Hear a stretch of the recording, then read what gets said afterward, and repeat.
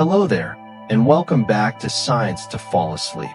Tonight, we are going somewhere quiet, warm, and wonderfully familiar. Imagine a soft cat curled up nearby, breathing slowly in the darkness. Perhaps you can hear the faint sound of paws moving across the floor, or the gentle purring of a cat settling into its favorite place. Cats may seem mysterious, independent, and sometimes almost impossible to understand. But beneath those sleepy eyes is an animal with an extraordinary body, an ancient history, and senses that can perceive a world very differently from our own. So tonight, there is no need to stay awake. Let your eyes become heavy.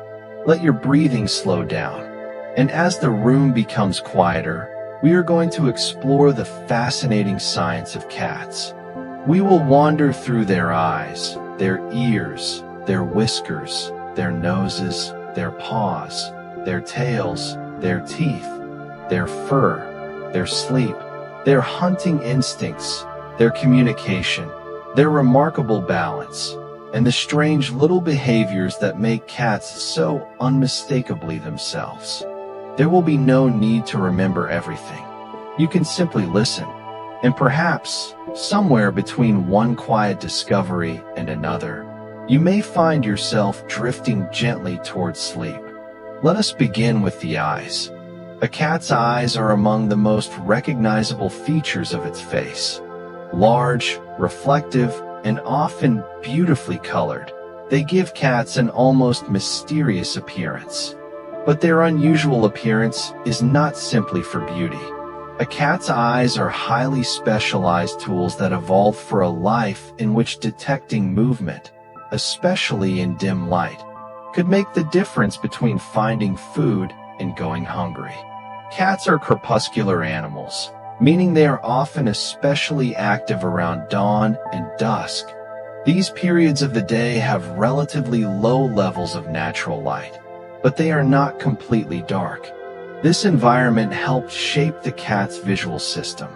One of the most remarkable structures inside a cat's eye is the tapetum lucidum. This reflective layer sits behind the retina and acts somewhat like a tiny biological mirror. When light enters the eye, some of it passes through the retina without being absorbed immediately. The tapetum reflects some of that light back through the retina, giving the light another opportunity to interact with the light-sensitive cells. This helps cats make better use of available light. It also creates one of the most familiar sights to anyone who has ever seen a cat at night. When a beam of light catches a cat's eyes in darkness, the eyes may suddenly appear to glow. The effect can seem almost magical, but it is simply the result of light being reflected back toward the observer. The same basic phenomenon can be seen in several other nocturnal or low-light animals. A cat's pupils are also remarkably expressive. In bright conditions, the pupils can become extremely narrow, forming thin vertical slits. In low light, they can expand dramatically, allowing more light to enter the eye. This change happens automatically. The muscles surrounding the iris adjust the size of the opening according to the amount of light entering the eye. You may have noticed that a cat's pupils can sometimes become enormous when it is excited, frightened, playful, or intensely focused. That happens because pupil size is influenced not only by light, but also by the nervous system and emotional state. A cat stalking a toy across the floor may suddenly develop enormous dark pupils. A relaxed cat sitting beneath bright daylight may have pupils that look almost like narrow lines. The eyes are constantly responding to the environment. And there is another fascinating detail. Cats do not see the world exactly as humans do. Human vision is particularly well suited to distinguishing colors in daylight. Cats, on the other hand, have visual systems adapted more strongly toward detecting movement and seeing in relatively dim conditions. Their color vision is more limited than ours. Cats are generally considered dichromatic, meaning their visual system relies primarily on two types of color-sensitive cone cells rather than the three dominant types used by most humans. This means that some colors that appear dramatically different to us may appear more similar to a cat. A brightly colored toy that looks incredibly vivid to a human may not have the same visual impact for a cat. Movement may matter much more. A tiny object slowly moving across the floor can immediately attract a cat's attention. This is one reason a simple piece of string can sometimes be more interesting to a cat than an expensive toy. The string moves. It changes direction. It disappears behind something. Then it appears again. Those movements can activate ancient hunting circuits within the cat's brain. A cat's vision is also particularly good at detecting movement. Imagine a dark room at dusk. A small animal moves slightly near the edge of the room. For a human, the movement might be almost impossible to notice. For a cat, it may be enough to trigger immediate attention. This is part of the reason cats can appear to stare at apparently empty corners. Sometimes they may actually be responding to tiny movements, sounds, shadows, or objects that humans simply do not notice. And then there is the fascinating structure of the cat's ears. A cat's ears are not merely decorative triangles sitting on top of its head. They are highly mobile sensory organs. Each ear contains numerous muscles that allow it to rotate and change position. A cat can move its ears independently. One ear might point toward a sound coming from behind, while the other remains focused on something somewhere else. This gives the cat an extraordinary ability to gather information about its surroundings. Think of the ears as two small radar dishes. Instead of needing to turn the entire head toward every sound, a cat can adjust the position of its ears first. A sudden noise from the kitchen may cause the ears to swivel toward it before the cat's body moves at all. A tiny sound outside a window can produce the same response. This sensitivity is closely connected to the cat's evolutionary history. Cats are predators, but they are also relatively small animals. That means they need to remain aware of their surroundings. Hearing a potential threat before it gets close can be extremely valuable. Hearing potential prey before seeing it can be equally valuable. Cats can hear frequencies that humans cannot. Their hearing range extends into much higher frequencies, including sounds produced by many small mammals. This makes evolutionary sense. Small prey animals such as rodents can produce high-frequency sounds that are outside the range of human hearing, but still detectable by cats. A quiet room that seems completely silent to you may contain an enormous amount of information for a cat. Tiny movements, distant sounds, high-frequency noises, subtle changes. The cat's ears are quietly collecting all of it. And sometimes, when a cat suddenly turns towards something that you cannot hear, it may not be imagining anything at all. It may simply be hearing a part of the world that your ears cannot access. Now move your attention toward the center of a cat's face. There, just below the nose, are the whiskers. Whiskers are often one of the first things people notice about cats, but they are far more sophisticated than ordinary hairs. Their scientific name is vibrissae. Unlike ordinary fur, whiskers are deeply connected to sensory structures. The follicles at their base contain numerous nerve endings that allow cats to detect tiny changes in their surroundings. A whisker can respond to movement in the air. It can detect contact with an object. It can provide information about nearby surfaces. In some situations, whiskers can even help a cat determine whether its body can fit through a narrow space. That is why you may sometimes see a cat approaching a small opening and moving its head carefully before attempting to pass through. The whiskers are gathering information. They are helping the cat understand the environment without needing to see every part of it clearly. Cats typically have whiskers on both sides of their muzzle, but they are not limited to the cheeks.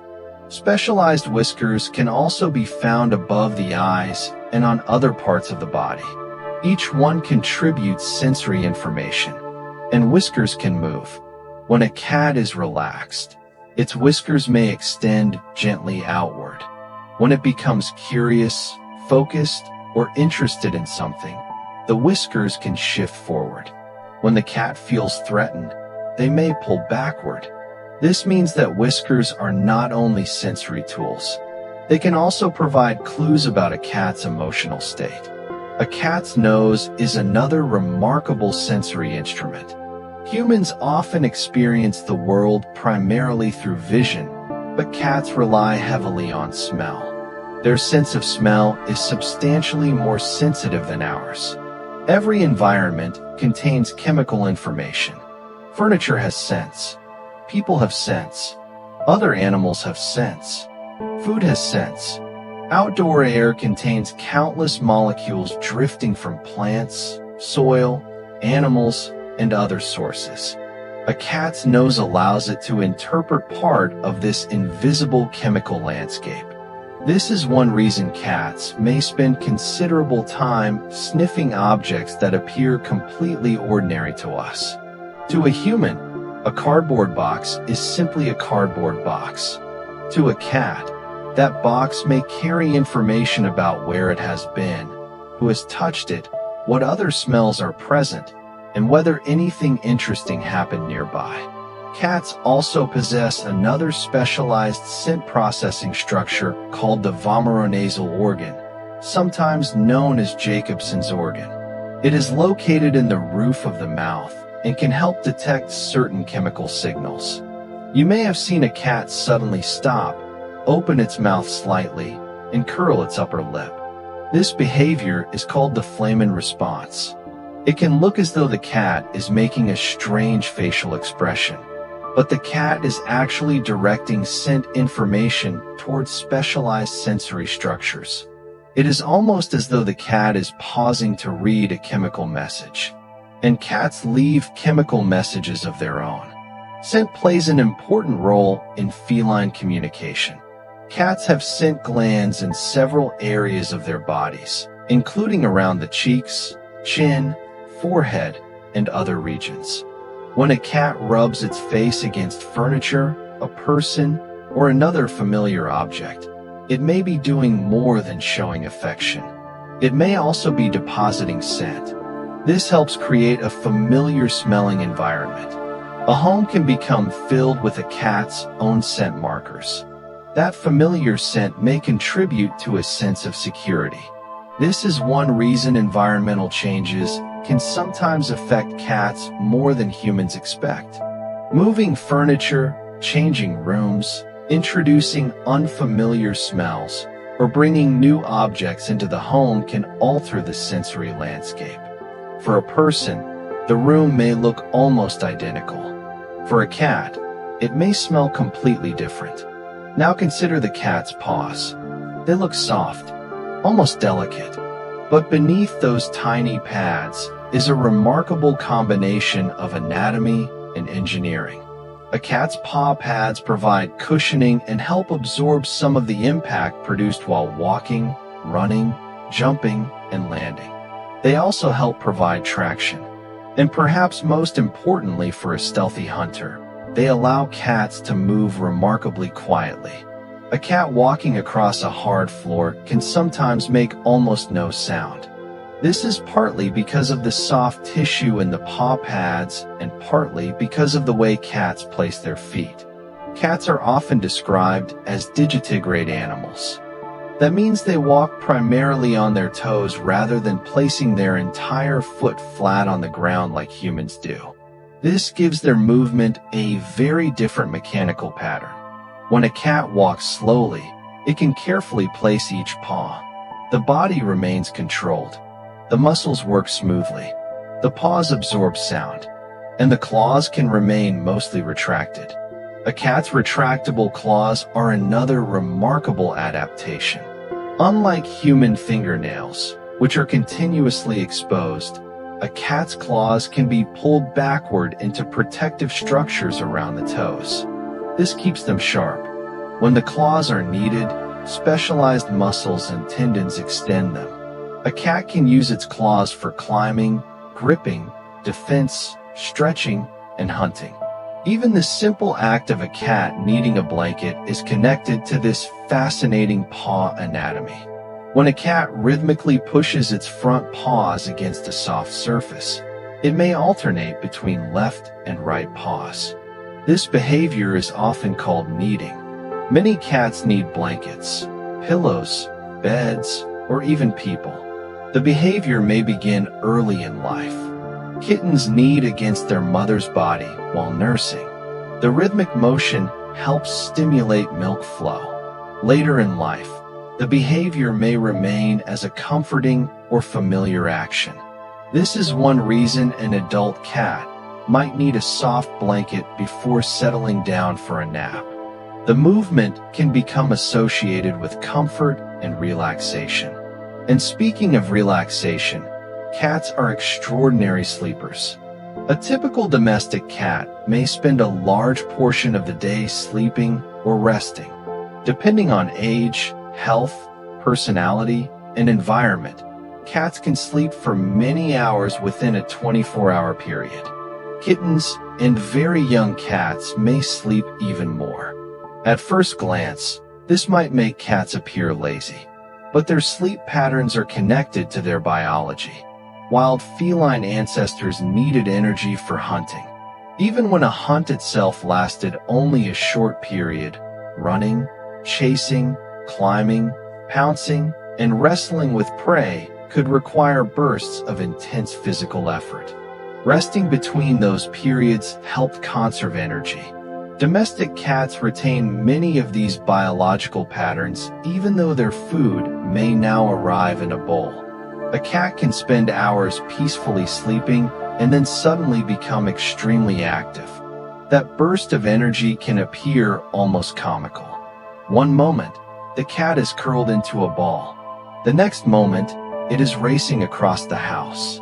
This behavior is sometimes called the zoom eyes. It can involve sudden running, jumping, turning, and playful movement. For many cats, these bursts are simply a way to release energy, and the timing can seem strange. A cat may become especially energetic during the evening or early morning. Again, this connects to the activity patterns of its ancestors. The world of cats is full of rhythms: light, darkness, hunting, resting, listening, watching, sleeping, and waking. Even when a domestic cat lives safely indoors, its nervous system still carries the legacy of an animal shaped by thousands of generations of survival. As you continue listening, imagine a sleeping cat curled into a small circle.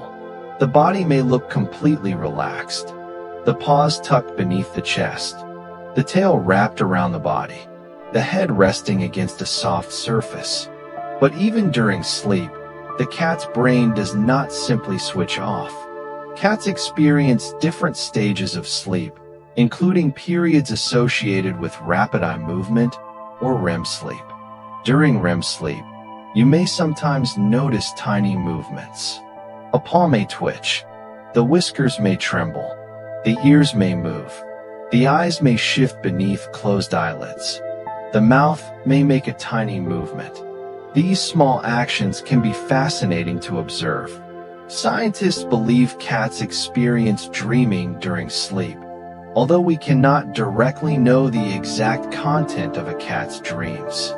We cannot ask a sleeping cat what it saw, but the brain activity associated with different sleep stages suggests that cats experience complex internal states during sleep. Perhaps a sleeping cat is remembering movement. Perhaps it is processing experiences from the day. Perhaps it is simply experiencing patterns of neural activity that have no direct human equivalent. We can observe the physiology. The mystery remains. And perhaps that mystery is part of what makes cats so fascinating. A cat's tail also tells a story. The tail is not simply an ornament trailing behind the body. It contains vertebrae, muscles, nerves, and connective tissues that allow it to move in remarkably precise ways. Cats use their tails for balance, communication, and body positioning. Watch a cat walking along a narrow surface. The tail may move gently from side to side. It can act like a balancing structure, helping the cat make small adjustments as the body moves. When a cat jumps, the tail can also contribute to body control. During a turn in midair, the cat's body can rotate through coordinated movements involving the spine, limbs, and tail. This contributes to the incredible agility that cats are famous for. But the tail also communicates. A relaxed cat may carry its tail upright. A cat that is frightened may puff up its tail, making it appear dramatically larger. This happens because muscles attached to individual hairs cause the fur to stand out. The visual effect makes the animal appear larger than it actually is. It is a defensive display. The message is simple: I am not comfortable. Give me space. A cat's tail can also move rapidly when the animal is excited or highly stimulated. Small movements may communicate subtle changes in emotional state. Learning to observe the entire body rather than focusing on one signal can help us understand feline behavior more accurately. The position of the ears, the eyes, the whiskers, the tail, the posture, the movement of the body. All of these signals work together. A cat is constantly communicating, even when it appears completely silent. And then there is the famous sound that many people associate with contentment: the purr. Few sounds are more relaxing than a cat quietly purring nearby. The sound can be remarkably soothing. But purring is more complicated than simply meaning happiness. Cats can purr when they are relaxed. They can also purr in situations involving stress, fear, discomfort, or other intense emotional states. Researchers have proposed several possible functions for purring. It may help with communication. It may help cats maintain contact with kittens or familiar individuals. It may also have physiological effects because the vibrations occur within a particular low-frequency range. The exact biological purpose of purring is still an area of scientific interest. What we do know is that purring is produced through a coordinated process involving the nervous system and muscles associated with the larynx. As the cat breathes in and out, the vocal structures produce rhythmic vibrations. The result is that familiar, gentle sound. A purring cat may sound as though it has a tiny engine running inside its chest. And perhaps that is why people find the sound so comforting. It is repetitive, predictable, soft, like a natural rhythm. A reminder that the animal is there, breathing, resting, existing peacefully nearby. Cats also communicate through sounds other than purring. They may meow, chirp, trill, hiss, growl, yowl, or make other vocalizations. Interestingly, adult cats do not typically rely on meowing as their primary form of communication with other adult cats in the same way they may use it with humans. Domestic cats can learn that humans respond to certain sounds. Over generations of living alongside people, cats have become remarkably effective at communicating their needs through vocal behavior. A meow can mean many different things depending on the cat and the situation. One meow may be a greeting. Another may request food. Another may indicate frustration. Another may simply be an attempt to gain attention. The pitch, duration, repetition, body language, and context all matter. This means there is no universal dictionary in which every meow has exactly one translation. Instead, cats develop individual communication patterns.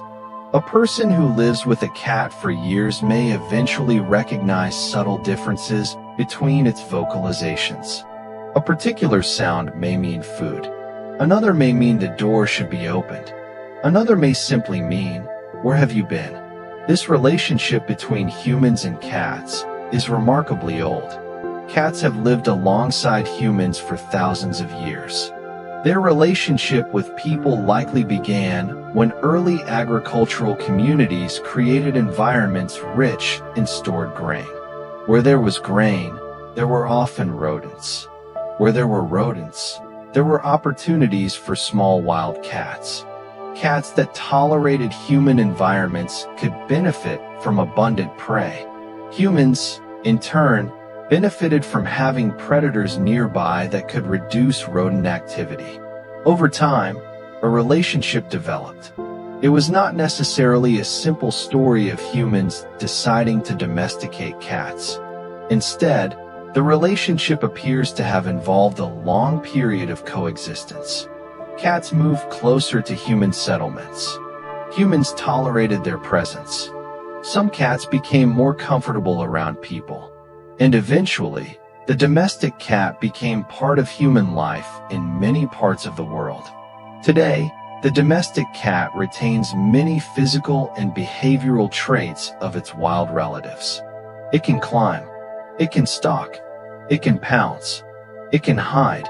It can hear incredibly well. It can detect scents that humans cannot. It can sleep for long periods. And it can become intensely focused on a tiny moving object. Even a cat living entirely indoors still carries the biological blueprint of a small predator. That is why play is so important.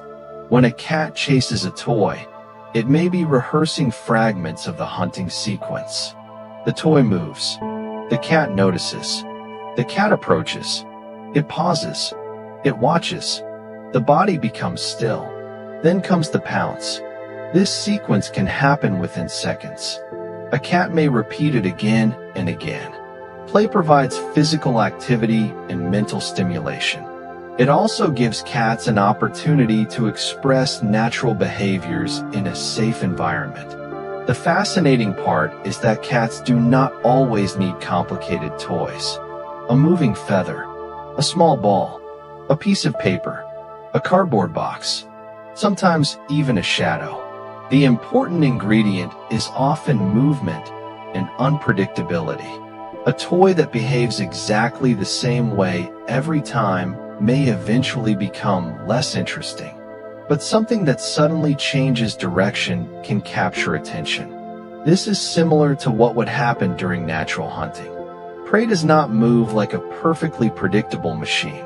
It runs, stops, turns, hides, reappears.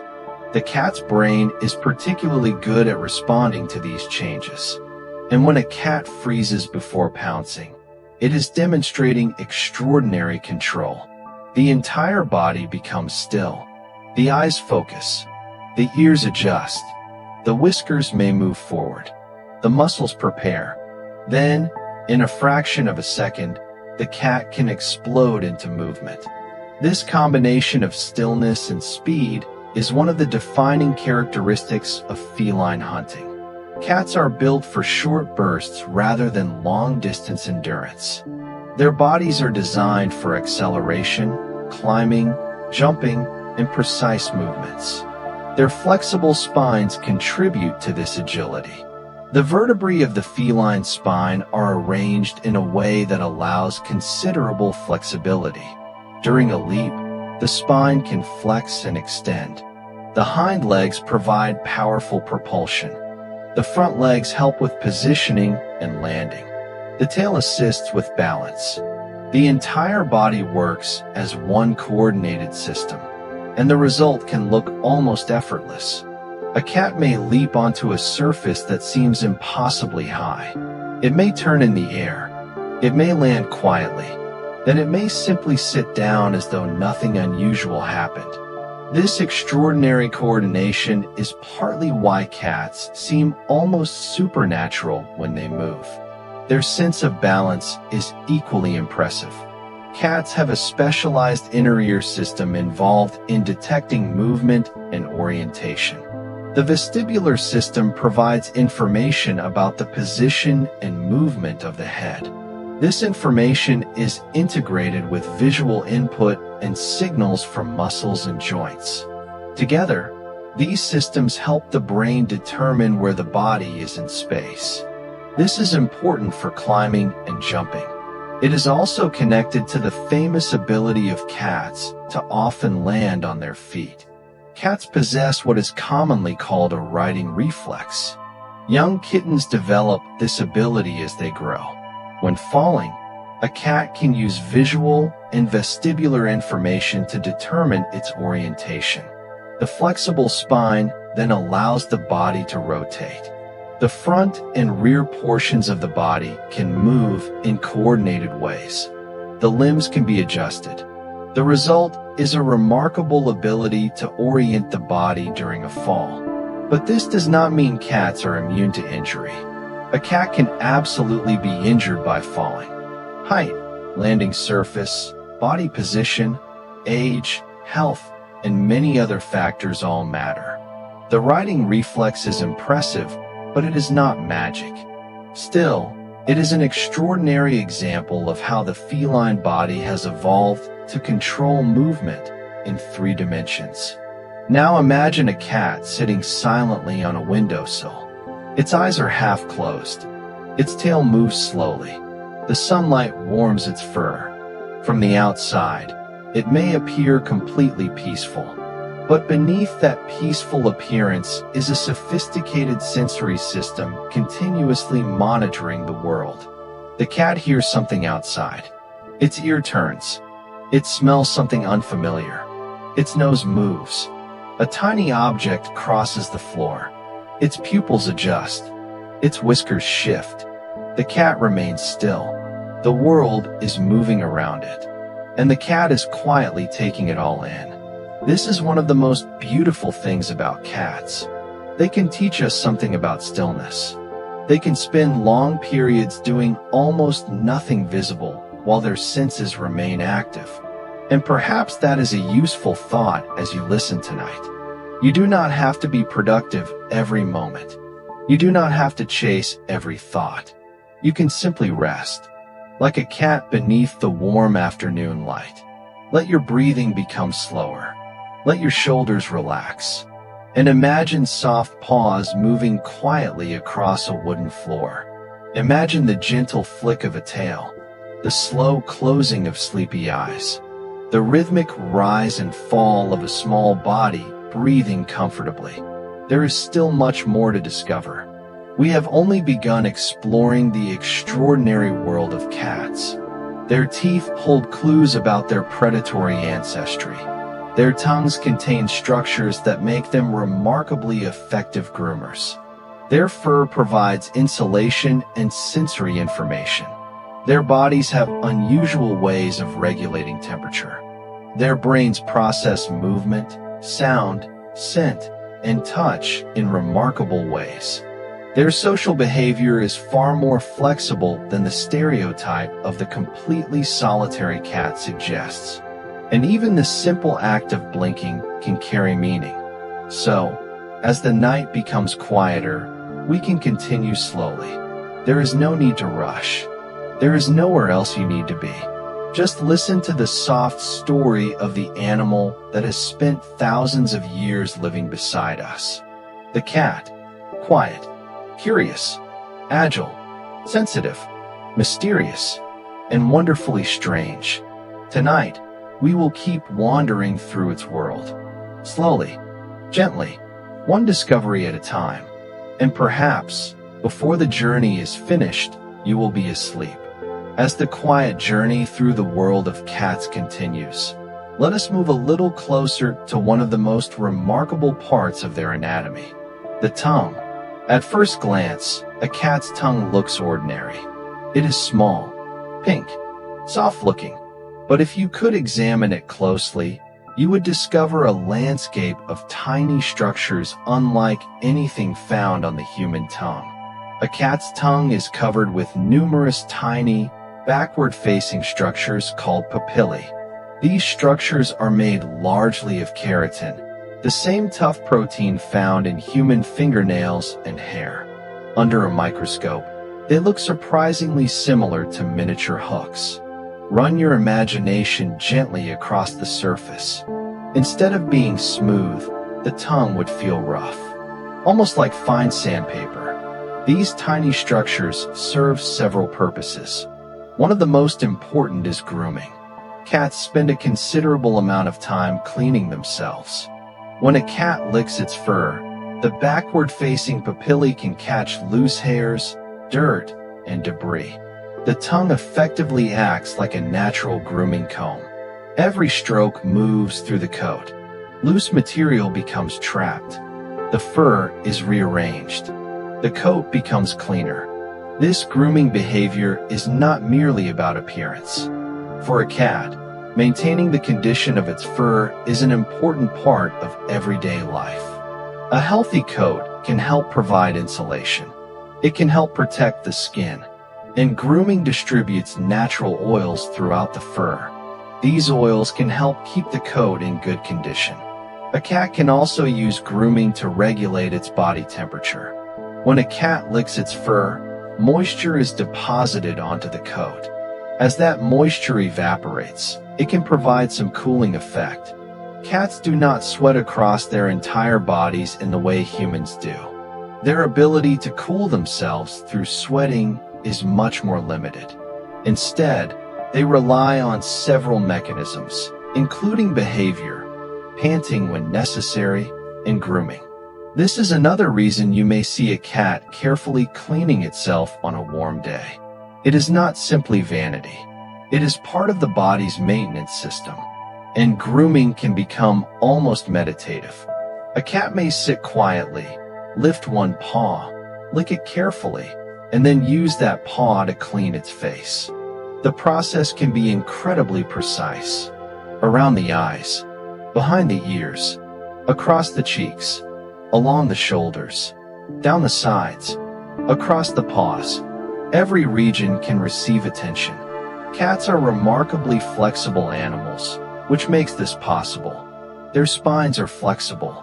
Their joints allow substantial movement, and they can curl their bodies into positions that would be extremely uncomfortable for humans.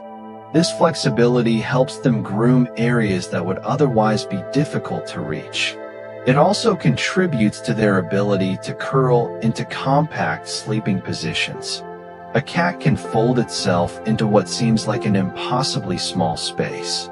Perhaps you have seen a large cat somehow fit into a tiny cardboard box. The explanation is partly simple. Cats have flexible skeletons and relatively compressible bodies, while their fur creates the illusion of occupying more space than they actually do. But the box itself can also provide something important: a sense of security. Cats often prefer enclosed or partially enclosed resting spaces. A box can provide walls around the body. It reduces the number of directions from which something can approach. It can create a small, predictable environment. For an animal that evolved to monitor its surroundings carefully, this can be comforting. A cardboard box also carries interesting smells. It has textures. It can be scratched. It can be entered and exited. It can become a temporary hiding place. Sometimes the simplest object becomes the most interesting.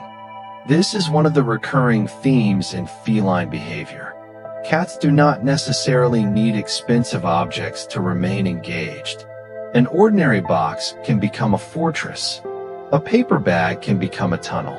A blanket can become a nest. A windowsill can become an observation platform. A small piece of string can become prey.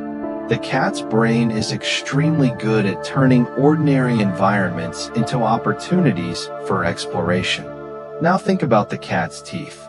Domestic cats have a set of specialized teeth designed for a carnivorous diet. Their teeth are relatively small compared with those of some larger predators, but they are highly adapted to their role.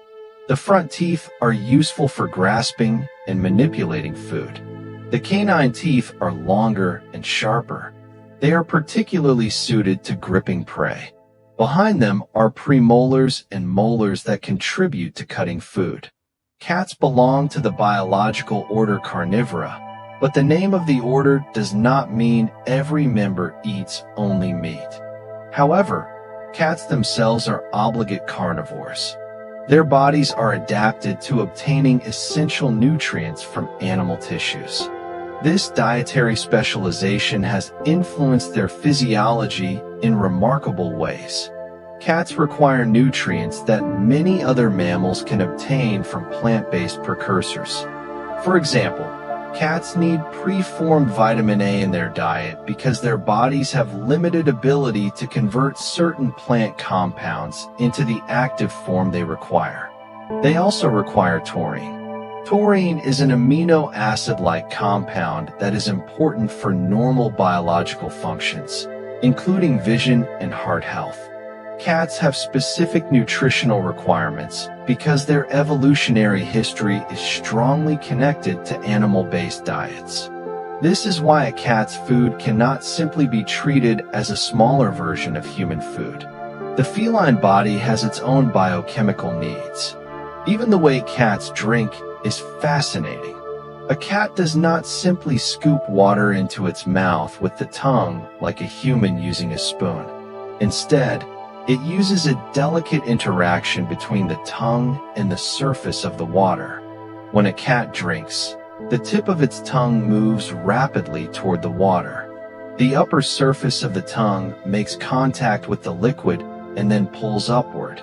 As the tongue rises, it creates a column of water. The cat quickly closes its jaws around the liquid before gravity breaks the column. This happens extremely rapidly.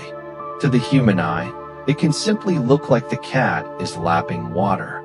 But high-speed photography has revealed just how precise the movement actually is. The cat is balancing fluid dynamics, tongue movement, jaw motion, and timing. It is a tiny piece of physics happening every time the cat drinks. And the same body that performs this delicate movement can also produce an astonishingly powerful leap. A cat's hind legs are especially important for propulsion. The muscles of the rear limbs allow cats to launch themselves upward and forward. When a cat prepares to jump, it often crouches first. The hind limbs bend. The body lowers. The muscles prepare. Then the legs extend rapidly. The cat becomes airborne. During the jump, the spine and limbs work together. The tail may adjust position. The front paws extend toward the destination, and the body prepares for landing. This is why cats can jump onto furniture with such apparent ease. But jumping ability varies considerably between individual cats. Age, body condition, health, muscle strength, breed, and motivation all influence performance. A young, healthy cat may be remarkably athletic. An older cat may prefer a slower approach. This reminds us that the graceful image of the cat is not the result of one magical feature. It comes from thousands of small anatomical adaptations working together. Bones, muscles, joints, tendons, nerves, eyes, ears, tail, paws, brain, all communicating constantly. And the cat's brain is itself a fascinating structure. Like other mammals, cats have specialized regions involved in memory, emotion, movement, sensory processing, and learning. Cats can learn from experience. They can associate sounds with events. A can opener may become associated with food. A particular cupboard may become associated with treats. The sound of a carrier being opened may become associated with a trip to the veterinarian. Cats learn patterns. They observe what happens after certain actions, and they can modify their behavior accordingly. This is why cats can appear to understand household routines. They may learn when people wake up. They may anticipate meal times. They may recognize familiar footsteps. They may respond to the sound of a particular person's voice. They may even recognize their own names, although whether they choose to respond is another matter entirely. A cat that hears its name and looks away is not necessarily confused. It may simply have decided that the information is not currently important. Cats are excellent at selective attention. Their brains constantly prioritize information. A tiny movement that resembles prey may become extremely important. A familiar household sound may be ignored. A sudden unfamiliar noise may instantly capture attention. This ability to filter information is valuable in a sensory-rich environment. Imagine being able to hear frequencies humans cannot hear, smell chemical traces that humans barely notice, and detect tiny movements from across a room. Without some ability to filter information, the world would be overwhelming. Cats therefore need both sensitivity and selectivity. They need to notice the right things, and they need to ignore many others. This is one reason a sleeping cat may suddenly wake from what appears to be deep sleep. Perhaps something changed. A sound, a smell, a movement. The cat's sensory systems detected it. The eyes open, the ears rotate, the head lifts. Within seconds, the cat is awake. Then, if the environment seems safe, it may simply close its eyes and return to sleep. This ability to transition between rest and alertness is part of the cat's natural lifestyle. Cats often sleep in shorter periods rather than remaining unconscious for one enormous stretch. Their daily activity can involve cycles of sleeping, waking, exploring, eating, grooming, and playing. This means the image of a cat sleeping throughout the day is only part of the story. The sleeping cat is also storing energy for moments of activity. And when activity arrives, the change can be dramatic. A resting cat can become an athlete in seconds. The same animal that spent 20 minutes motionless can suddenly chase a toy across the room. This contrast is one of the most entertaining things about cats. Their bodies are designed for efficiency. Why waste energy when nothing is happening? But when something interesting appears, energy can be released rapidly. This is especially obvious during play. Watch a cat stalk a toy. It may lower its body. The belly moves closer to the ground. The hindquarters may begin to shift. The tail becomes still. The eyes remain fixed. Then the cat pauses. For a moment, absolutely nothing happens. And then, movement. The cat leaps.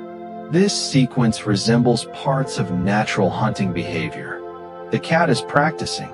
The toy may not be real prey, but the nervous system responds to its movement. This is one reason interactive play can be so enriching. It provides an opportunity for the cat to use its senses and motor skills. The toy becomes a moving problem to solve.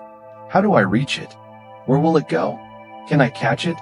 The cat's brain is constantly predicting movement. This predictive ability is essential for hunting. A prey animal rarely moves directly into a predator's mouth. The predator must anticipate where the prey will be. The cat's eyes track movement. The brain estimates speed and direction. The muscles prepare.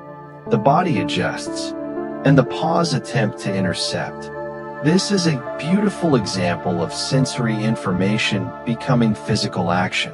A cat does not need to consciously calculate equations. The nervous system performs these calculations automatically. The result is an elegant movement that looks effortless. Cats are also surprisingly good climbers. Their claws provide grip. Their flexible bodies help them adjust. Their hind legs provide propulsion, and their instincts encourage them to seek elevated positions. Why do cats often like high places? There are several possible reasons. An elevated position provides a broad view of the environment.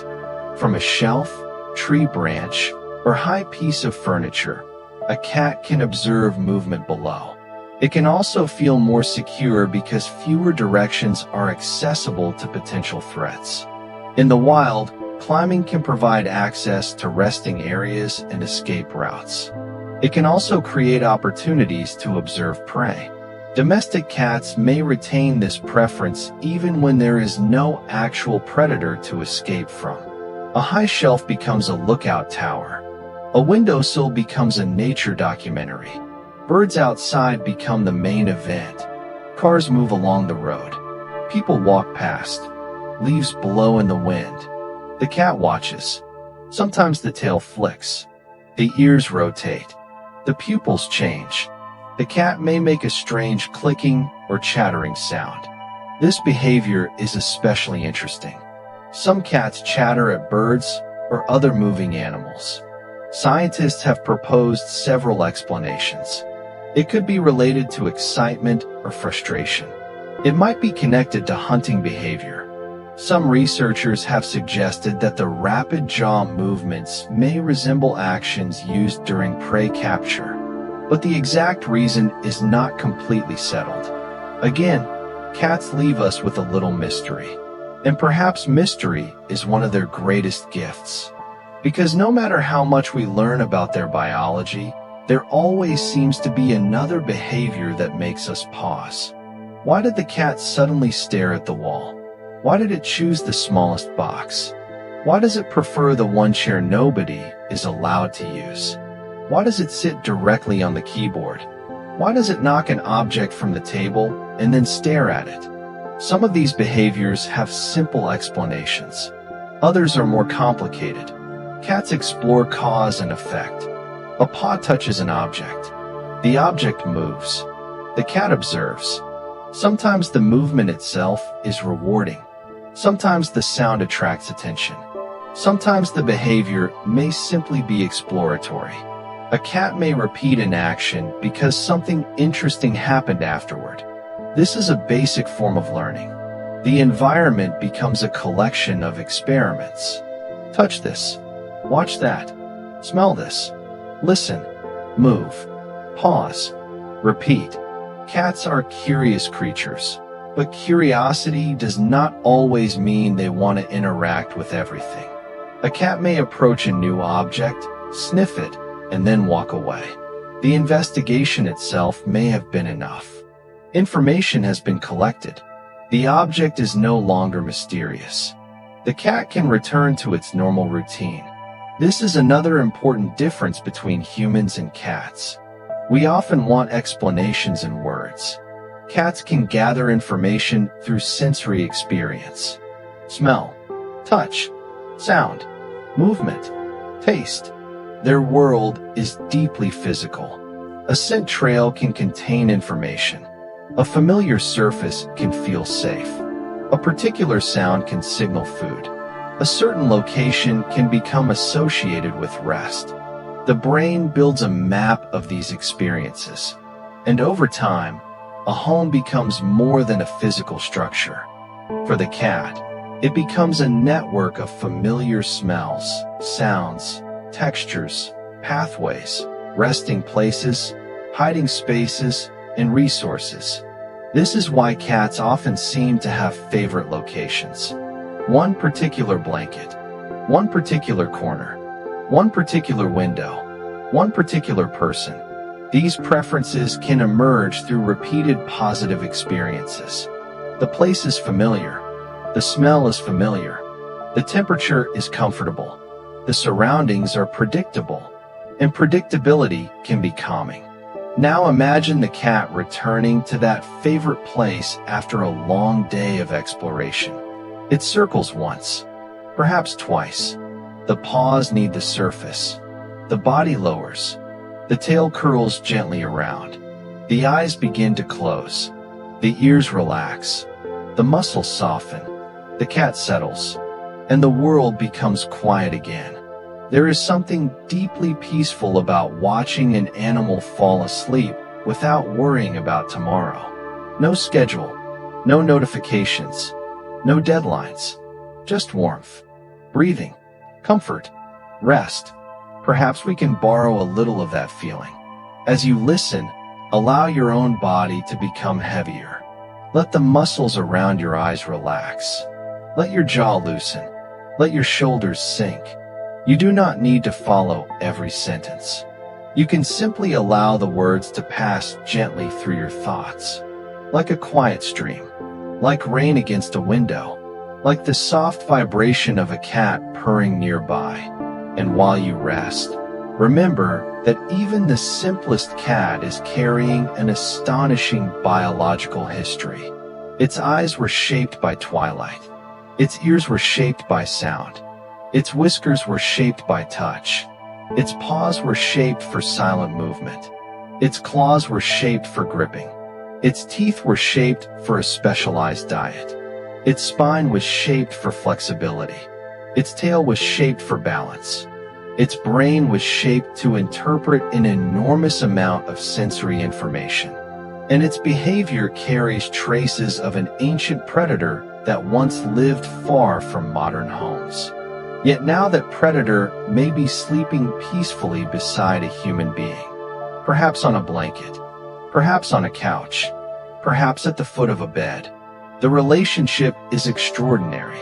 Two very different mammals sharing the same quiet space. One human, one cat, both breathing, both resting, both listening to the night. And somewhere in the darkness, the cat may open one eye, just for a moment. The pupil adjusts, the ear turns, the whiskers shift. The cat decides everything is safe, and the eye closes again. Back to sleep, back to warmth, back to that peaceful rhythm. The journey through the world of cats will continue. There are still fascinating secrets hidden inside their fur, their paws, their whiskers, their memories, their social lives, their emotions, and their ancient instincts. So for now, simply remain comfortable. Let the room become quieter. Let your breathing slow. And imagine a small cat curling into a perfect circle nearby, its paws tucked beneath its chest, its tail wrapped gently around its body, its ears relaxed, its whiskers resting, its eyes closed. A tiny animal with an enormous sensory world, sleeping peacefully, and perhaps you can do the same. The quiet world of cats becomes even more fascinating when we begin to look at something humans often overlook. The way a cat moves. A cat walking across a room may appear to be doing something very simple. One paw moves forward, then another. The body follows. The tail adjusts. The head remains steady. But underneath this apparently effortless movement is a beautifully coordinated system of muscles, bones, tendons, nerves, and senses. A cat's walk is designed to be efficient and quiet. The paws are placed carefully. The legs absorb movement. The flexible spine allows the body to flow forward. The head remains relatively stable, helping the eyes maintain a clear view of the environment. And the tail can make subtle adjustments to balance. When a cat walks slowly towards something interesting, every movement can be controlled. There is very little wasted motion. This is especially useful for an animal that relies on stealth. A predator that makes unnecessary noise gives its prey an opportunity to escape. So cats evolved an extraordinary ability to move quietly. The soft pads beneath their paws help reduce sound. Their retractable claws can remain protected while walking, and their flexible limbs allow them to place their feet with precision. Even the way a cat distributes its weight contributes to its silent movement. The result is an animal that can appear in a room almost without announcing its arrival. You may know this experience well. You are sitting quietly. You look away for a moment. Then you look back. And suddenly there is a cat. It seems to have materialized from nowhere. Of course, it did not. It simply moved quietly enough that your ears never noticed. This stealth is also connected to another fascinating feature of feline movement. Cats can walk with their hind feet following very close to the path of their front feet. This can help reduce the number of tracks they leave and allow them to place their feet more accurately on narrow surfaces. It is particularly useful when navigating uneven terrain. A forest floor is not a smooth hallway. There may be branches, rocks, leaves, roots, uneven ground. The cat needs to constantly adjust. Its paws provide information about the surface. Its eyes examine the path ahead. Its inner ear monitors balance. Its muscles respond. The entire body becomes a living navigation system. And that same body is capable of an astonishing range of postures. Cats can stretch their backs upward. They can flatten themselves against the ground. They can curl tightly into a ball. They can extend their legs forward. They can twist their bodies while grooming. They can sleep in positions that seem completely impossible. Flexibility is one of the reasons cats are so good at fitting into strange spaces. A cat can compress its body and use the flexibility of its skeleton to enter narrow openings. This is not evidence that cats are liquid, despite the popular joke. They are still solid animals. But their bodies are remarkably adaptable. Their shoulders are particularly interesting. Unlike humans, cats do not have rigidly attached collarbones that strongly connect their front limbs to the torso. Their clavicles are small and relatively free.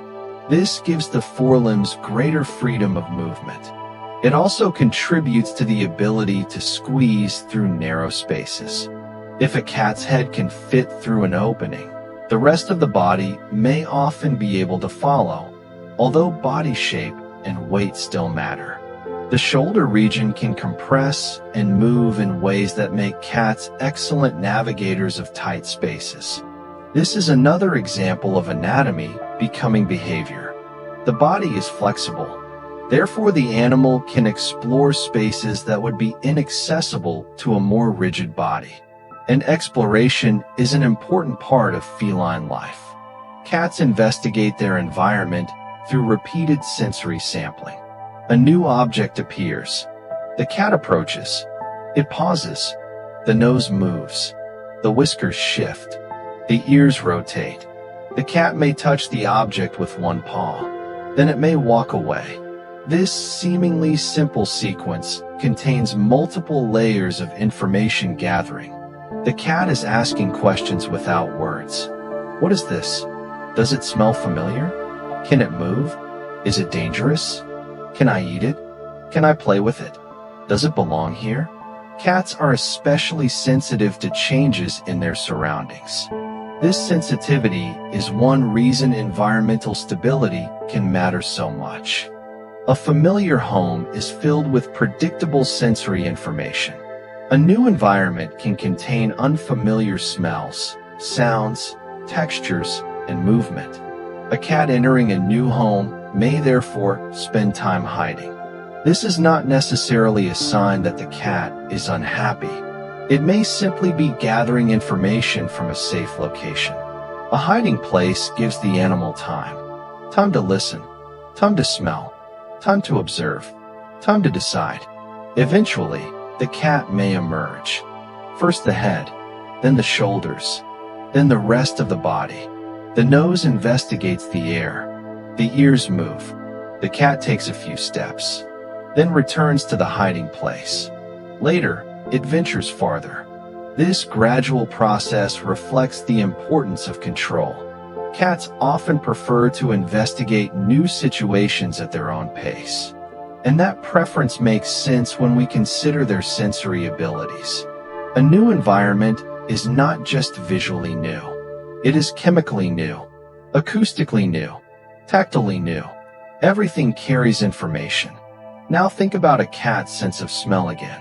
Cats have specialized scent glands on their faces. When a cat rubs its cheeks against a familiar person, it may deposit scent from these glands. This behavior is often called bunting. The movement can look affectionate, and it can certainly occur during friendly interactions. but it also serves as chemical communication. The cat is leaving part of its scent on a familiar object. This can contribute to the familiar scent profile of its environment. When multiple cats live together, scent becomes particularly important. Cats can distinguish individuals partly through smell. A scent can communicate information about identity and familiarity. Cats may also use urine marking as a form of chemical communication. This behavior is different from ordinary urination. A cat marking territory may leave small amounts of urine in particular locations. The chemical information can tell other cats that another animal has been present. For humans, the smell can simply be unpleasant. For cats, it is information. The scent may reveal that another cat was nearby. It can communicate aspects of identity and reproductive status. In this way, the environment becomes a chemical bulletin board. Invisible messages are left behind. Other cats can detect them. And because scent can remain after the animal has left, the message can persist. This makes smell especially useful for animals that may not always encounter one another directly. Cats also have scent glands around their paws. When they scratch, they may leave both visible marks and scent information. Scratching, therefore, serves multiple purposes. It helps maintain the condition of the claws.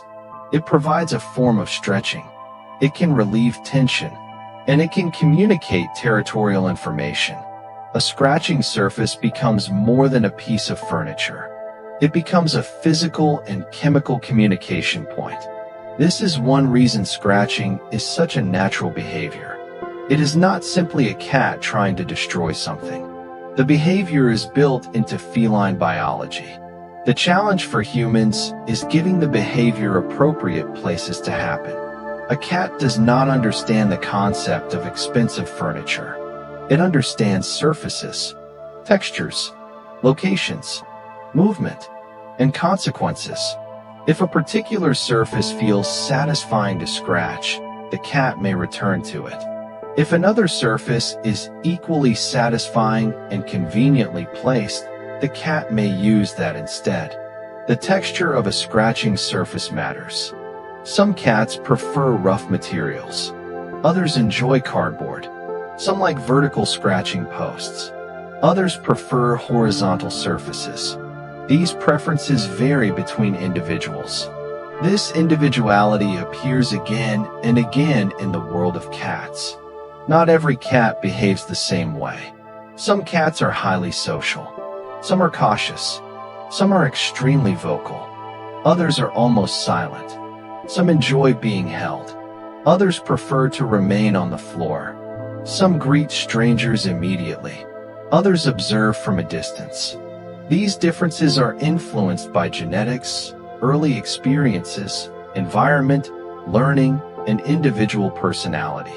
The idea that all cats behave in exactly the same way is therefore misleading.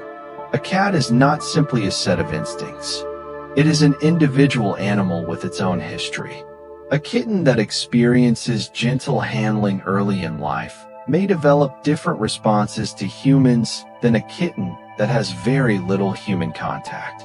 Experiences shape behavior. Repeated experiences create expectations. If something consistently predicts safety, a cat may become more comfortable with it. If something consistently predicts stress, the cat may learn to avoid it. This is a form of learning, and learning can happen throughout life. Cats can associate locations with experiences. A carrier may become associated with veterinary visits.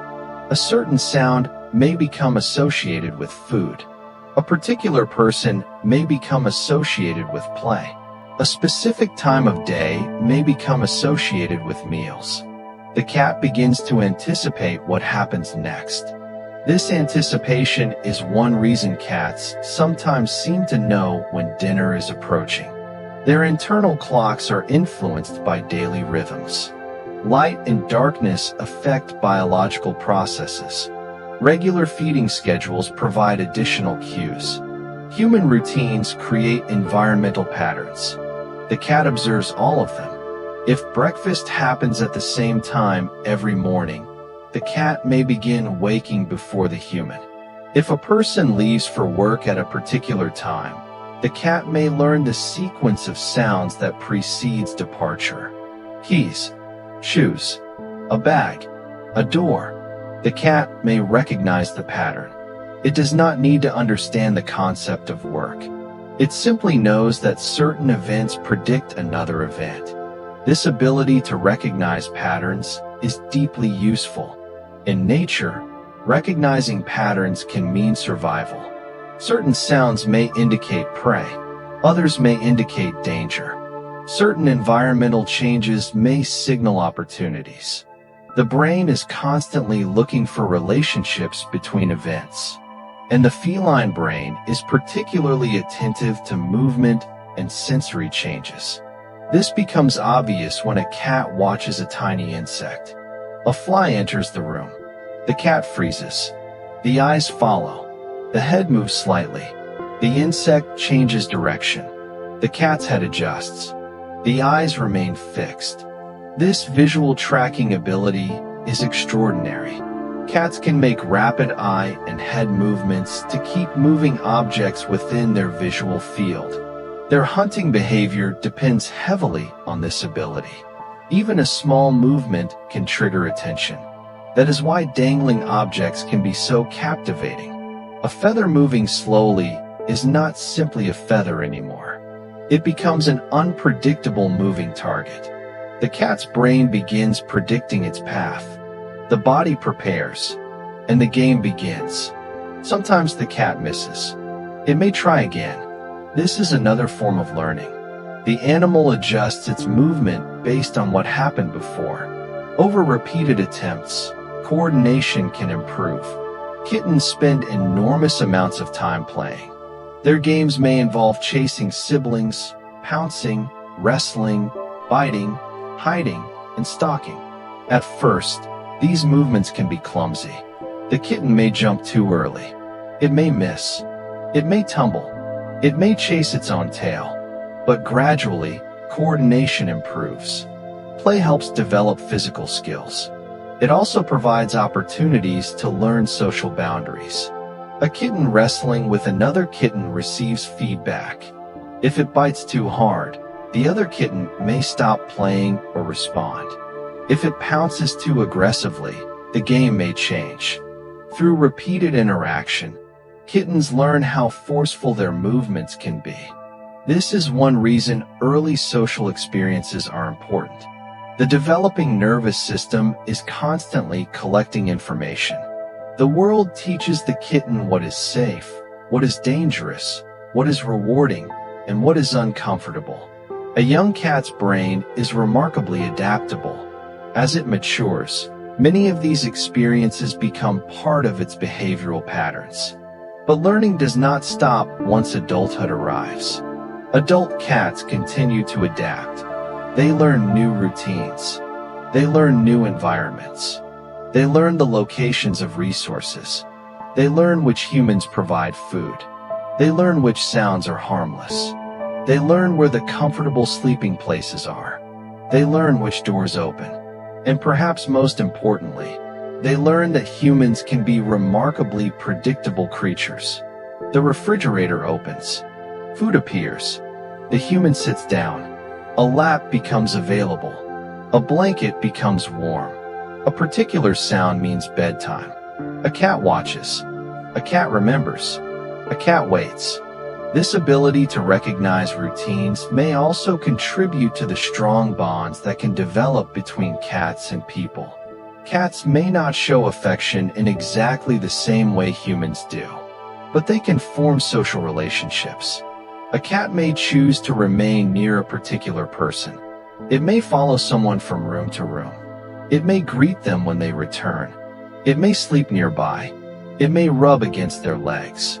It may slowly blink while looking at them. That slow blink is particularly interesting.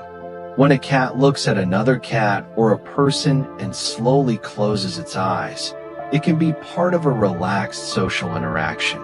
The expression resembles a gentle reduction in vigilance. The cat is not staring intensely. It is allowing its eyes to close. For an animal that relies heavily on vision, closing the eyes in the presence of another individual can occur in a relaxed context. Humans sometimes respond by slowly blinking back. This may help create a calm interaction. The face of a relaxed cat can look remarkably peaceful. Half-closed eyes, soft whiskers, relaxed ears, a gently moving tail, the body resting comfortably. There is no need for dramatic affection. Sometimes simply being nearby is enough. Cats can also sleep close to one another when they feel comfortable. Kittens naturally sleep in groups. They curl together for warmth and security. The body of one kitten becomes a source of heat for another. The group forms a small living nest. This is why many kittens look especially peaceful when sleeping in a pile. The behavior provides warmth. It reduces exposure, and it reinforces social familiarity. As cats mature, their social preferences can vary. Some continue seeking close contact. Others become more independent. Again, individuality matters. A cat's personality is not a single universal feline personality. There are many personalities, many temperaments, many preferences, many histories. And perhaps that is why living with a cat can feel like getting to know a small, mysterious person who happens to have 4 paws. Every cat develops its own habits. One may love sitting on windowsills. Another may prefer hiding under furniture. One may chirp at birds. Another may ignore them. One may demand attention at exactly the same time every night. Another may appear only when food is available. The differences can be endlessly entertaining. But underneath all those differences, there are common biological patterns. Cats are predators. They are sensory specialists. They are flexible movers. They are efficient sleepers. They are skilled groomers. They are highly observant. They communicate through sound, body language, scent, and touch. And they have evolved to conserve energy while remaining ready for sudden bursts of action. Perhaps this explains why cats can spend 20 minutes staring at absolutely nothing. They may not actually be doing nothing. They may be listening, watching, smelling, processing, waiting. A cat's stillness can contain enormous amounts of information. Imagine sitting quietly beside one. The cat is lying on a blanket. Its breathing is slow. Its eyes are nearly closed. You hear a soft purr. Then one ear rotates. A few seconds later, the other ear moves. The cat does not open its eyes. Something happened somewhere in the room. The ears collected the information. The brain decided it was not important enough to wake up. The cat continues resting. This is a beautiful example of sensory filtering. The world continues moving, but the cat does not need to respond to everything. It responds only when something matters. And perhaps there is another lesson hidden there. You do not need to respond to every thought either. Thoughts can appear. Thoughts can move. Sounds can exist. The room can make small noises. You can simply notice them and let them pass. Like a cat hearing something in the distance and deciding that sleep is more important. So allow yourself to settle deeper. Let your breathing become slower. Let your hands become loose. Let your legs feel heavy. Let your eyes remain closed. And imagine the soft warmth of a sleeping cat nearby.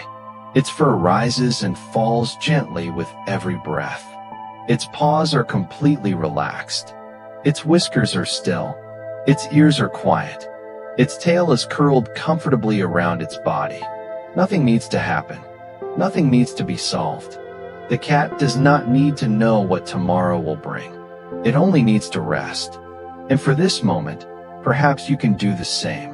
The science of cats continues far beyond what we have explored so far. There are mysteries in their genetics, secrets in their whisker patterns, fascinating details in their muscles, strange abilities hidden within their senses. Their relationship with humans reaches back thousands of years. Their communication is more complex than it first appears, and their behavior contains traces of a wild history that still lives quietly inside the modern house cat. So remain comfortable. Let the story continue softly. There is no need to count, no need to remember, no need to stay awake. Just listen, and somewhere in the quiet, imagine a cat opening its eyes for a moment, looking toward the darkness, deciding that everything is safe, and gently closing them again. The room becomes still, the purring becomes softer, the breathing becomes slower, and the little predator rests. The deeper we look into the world of cats, the more we discover that even the smallest details of their bodies have a purpose. Take the fur. To us, cat fur may simply look soft, beautiful, and sometimes impossibly fluffy. But fur is much more than decoration. It is a living part of the cat's environmental protection system. A cat's coat can help regulate body temperature, protect the skin, provide sensory information, and even contribute to communication. The outer layer of fur helps shield the skin from sunlight, moisture, dust, and minor environmental contact. Beneath the outer coat, some cats have an additional layer of softer underfur. This undercoat can trap air close to the body. Air is a poor conductor of heat, so trapped air can provide insulation. In cold conditions, this can help reduce heat loss. In warmer conditions, the coat can also provide a barrier against direct environmental heat. The exact structure of a cat's coat varies tremendously. Some cats have short hair, others have long hair. Some have dense coats. Some have very little visible fur. The differences come from genetics. Even within the same broad type of cat, coat thickness can vary. And fur does not grow randomly. Each hair emerges from a follicle. The follicles are connected to nerves and muscles. This means that the coat itself participates in sensory experiences. Tiny hairs can respond to movement in the surrounding air. A cat may therefore detect subtle environmental changes through its coat.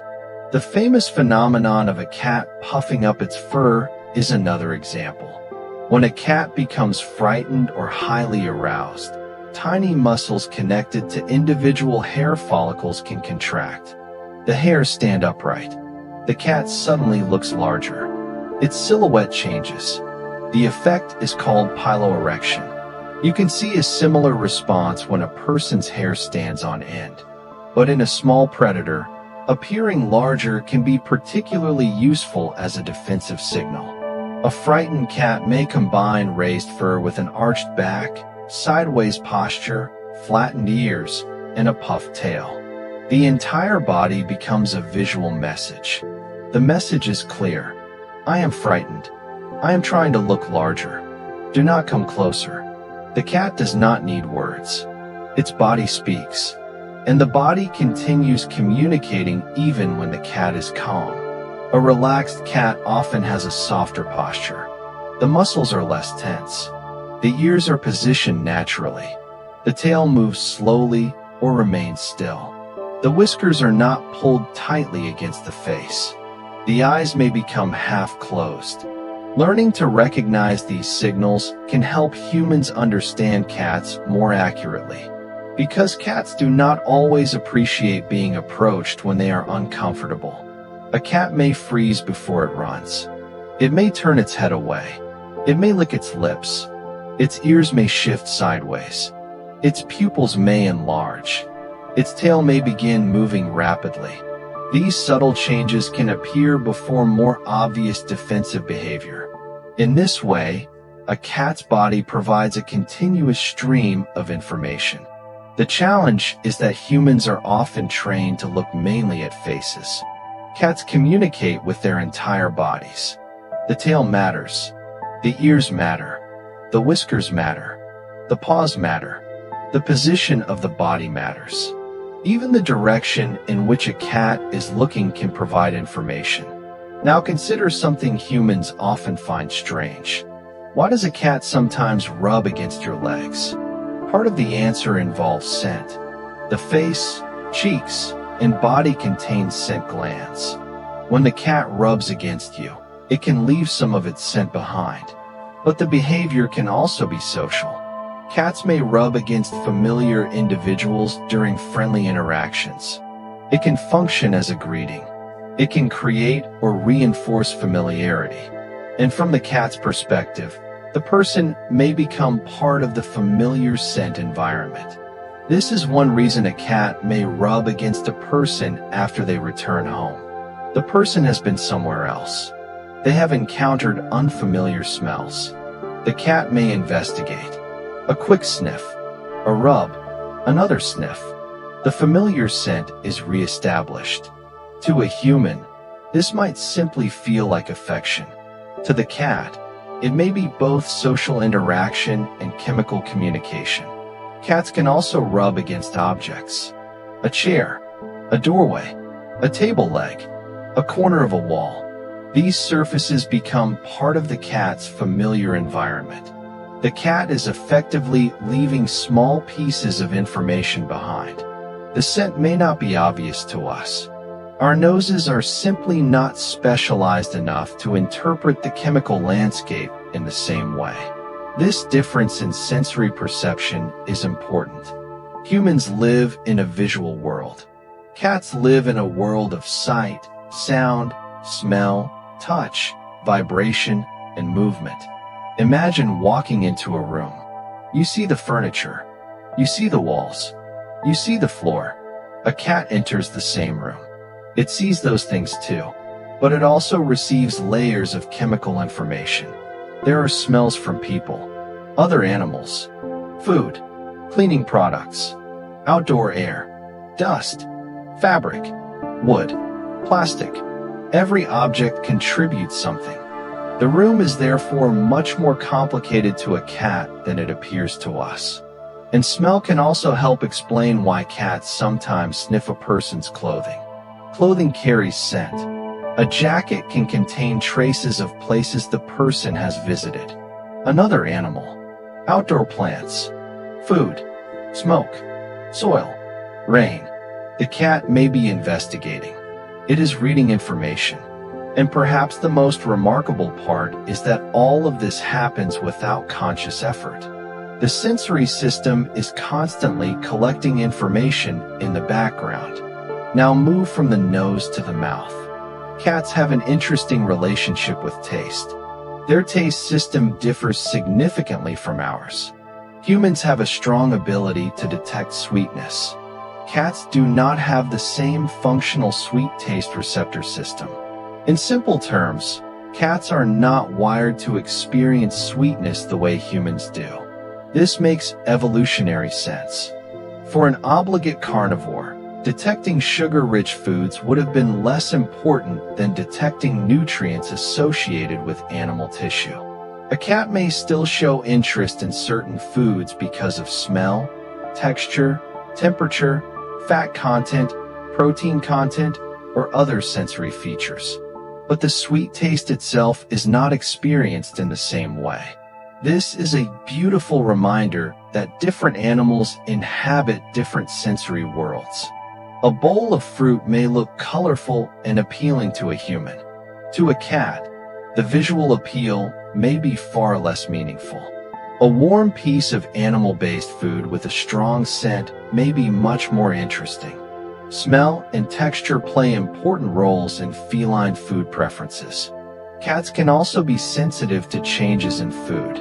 A sudden change in texture or smell may cause a cat to hesitate. Some cats develop strong preferences. One flavor, one texture, one temperature, one familiar bowl. Again, predictability matters. Food is not simply nutrition. It is also sensory experience. And for cats, smell can be especially important. When a cat is congested or unable to smell properly, its interest in food may decrease. The scent of food helps stimulate appetite. This is one reason cats may sniff their food before eating. They are not necessarily being difficult. They are gathering information. The nose investigates. The brain evaluates. The cat decides. And once eating begins, the teeth and jaw perform highly specialized movements. Unlike humans, cats do not need to chew food extensively in the same way. Their teeth are shaped for grasping and cutting. The canine teeth can grip. The carnassial teeth can act like shears. These specialized teeth are common among carnivorous mammals. They help process animal tissue efficiently. A cat's jaw movement is also relatively specialized. It is better suited to opening and closing than to the broad side-to-side, grinding motion humans use when chewing many plant foods. Again, anatomy follows diet. The cat's body reflects its evolutionary history. The same is true of its digestive system. Cats have relatively short digestive tracts compared with many herbivorous mammals. Plant-eating animals often require more extensive digestive systems to process fibrous plant material. Cats are specialized for nutrient-rich animal tissues that are generally easier to digest. Their bodies are therefore built around a different nutritional strategy. This specialization explains why cats require carefully formulated diets. Their biology has particular needs. Now think about water. Wild cats often obtain some of their water from prey. This means their ancestors did not necessarily encounter large bowls of clean water every day. Their physiology therefore developed in environments where obtaining moisture through food could be important. Domestic cats can still have relatively low thirst drives compared with some other mammals. That is one reason access to fresh water remains important. Cats may prefer moving water. Some enjoy drinking from fountains. Others prefer shallow bowls. Some dislike bowls that touch their whiskers. Some prefer water placed away from food. These preferences can vary considerably, but the underlying biology remains the same. Water is essential. Every cell needs it. The blood contains it. Muscles depend on it. The brain depends on it. Organs depend on it. And yet a cat can sometimes seem surprisingly uninterested in drinking. This is another example of how evolutionary history can influence modern behavior. The domestic environment may provide abundant water, but the cat's instincts were shaped in a very different world. Now consider temperature. Cats generally prefer warm resting places. You may find them sleeping in sunlight, near heaters, beneath blankets, or in warm corners. This preference is partly related to energy conservation. Maintaining body temperature requires energy. A warm environment reduces the amount of energy needed to maintain internal temperature. A sunlit windowsill can therefore become an ideal resting location. The sunlight warms the fur. The cat curls up. The muscles relax. The eyes close. The body becomes still. And perhaps that is why cats seem almost magnetically attracted to patches of sunlight. As the sun moves across the room, the cat may move with it. The warm patch disappears.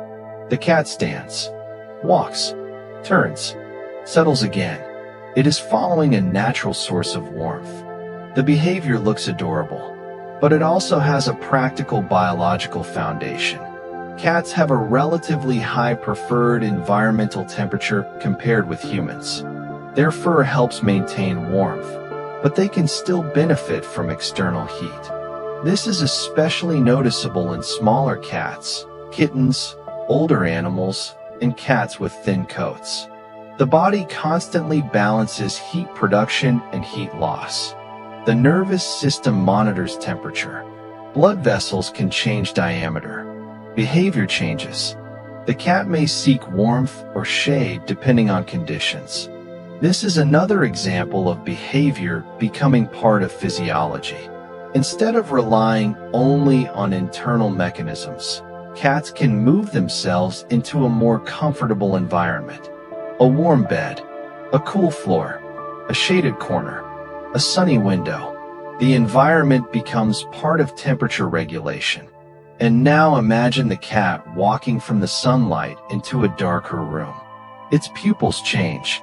The eyes gradually adapt. The ears remain alert. The paws move quietly across the floor. The tail follows behind. The cat disappears into the shadows. Cats are naturally comfortable navigating low-light environments. But contrary to a common misconception, they cannot see in complete darkness. They still require some light. Their eyes are simply extremely efficient at using small amounts of available light. The large pupils allow more light to enter. The tapetum lucidum reflects light back through the retina. The retina contains a high proportion of rod cells, which are especially useful in low-light vision. The result is impressive nighttime sensitivity. But complete darkness remains complete darkness. No animal can see without photons reaching its visual system. When there is at least a small amount of light, however, a cat can make far better use of it than humans can. This helps explain why a cat can navigate a dim room while a human may struggle. The cat's eyes gather information. Its whiskers provide additional spatial clues. Its ears listen for obstacles and movement. Its paws feel the surface. The senses work together. This is important because no single sense provides the entire picture. A cat may not see an object clearly but can smell it. It may not see something behind it but can hear it. It may not see a nearby surface clearly but can detect its position through whisker contact. The cat is constantly combining information. This multi-sensory integration is one of the reasons cats can navigate complex environments so effectively. And the whiskers deserve another moment. They can help a cat detect changes in airflow. When a cat approaches an object, the whiskers may contact it before the face does. This provides information about nearby surfaces. It can be particularly useful in dim environments.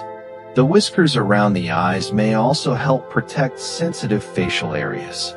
If something approaches the eye region, the sensory information can trigger protective responses. Whiskers are therefore not simply long hairs. They are specialized sensory structures, and they are remarkably sensitive. This is why cutting a cat's whiskers is not comparable to trimming ordinary fur. The whiskers themselves do not contain pain receptors along their length, but the follicles are highly innervated. Removing or damaging whiskers can interfere with the cat's normal sensory input. The cat needs these structures to interact confidently with its surroundings.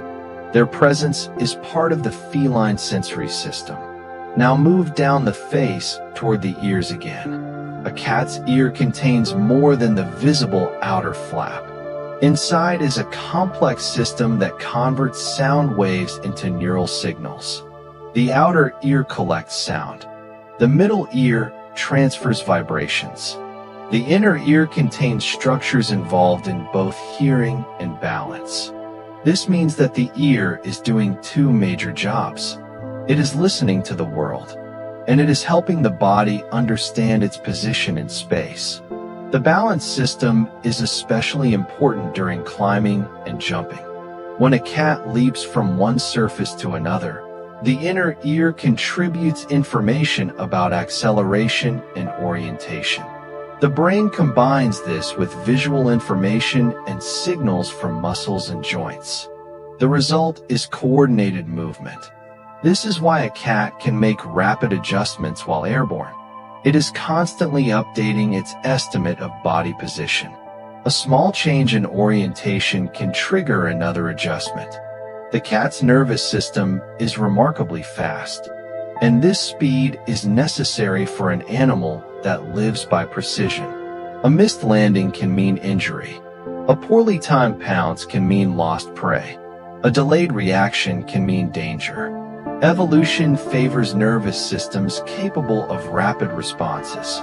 Yet when the environment is safe, that same nervous system can relax.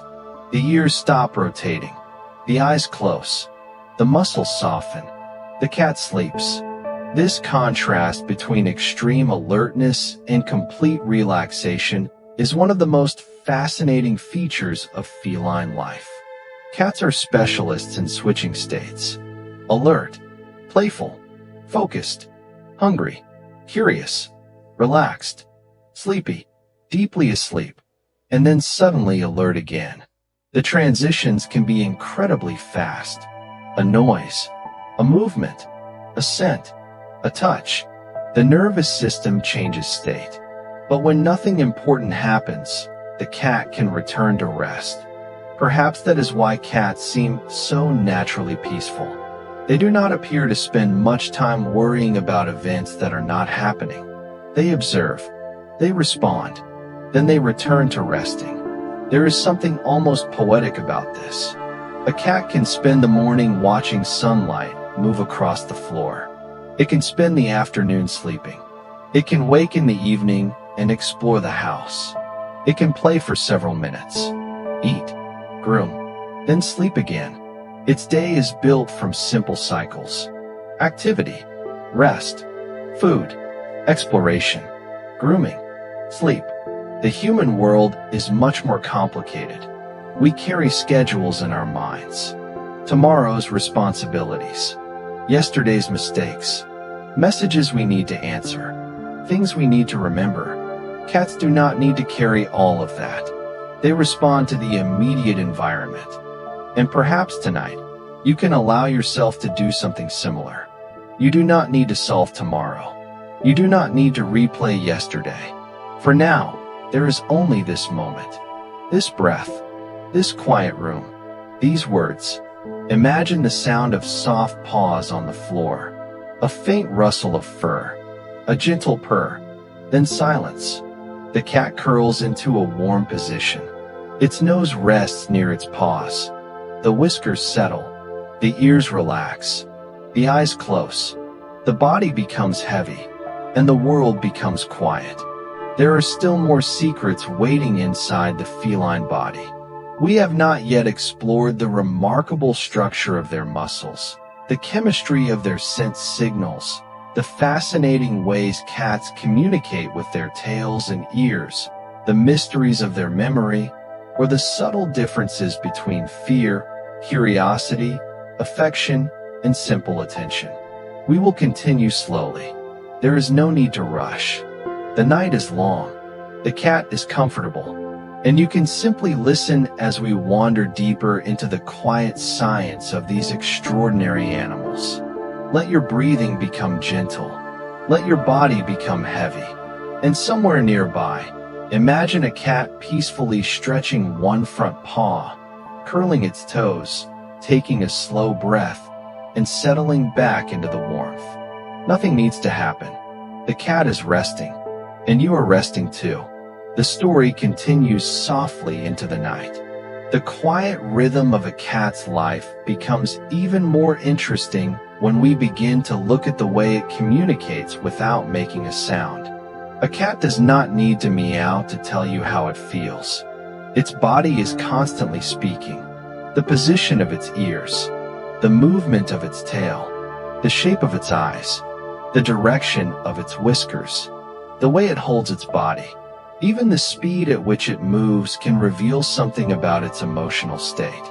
Imagine a relaxed cat sitting near a window. Its body is loose. Its paws are resting naturally. Its tail lies quietly beside it. Its ears are positioned comfortably. Its eyes are soft. This is very different from a cat that feels threatened. A frightened cat may lower its body. Its ears may flatten backward. Its pupils may become large. Its tail may puff up. Its fur may stand away from the body. The back may arch. Every part of the body contributes to the message. Cats can also use posture during friendly interactions. A cat that approaches with its tail held upright may be displaying a relaxed or social greeting.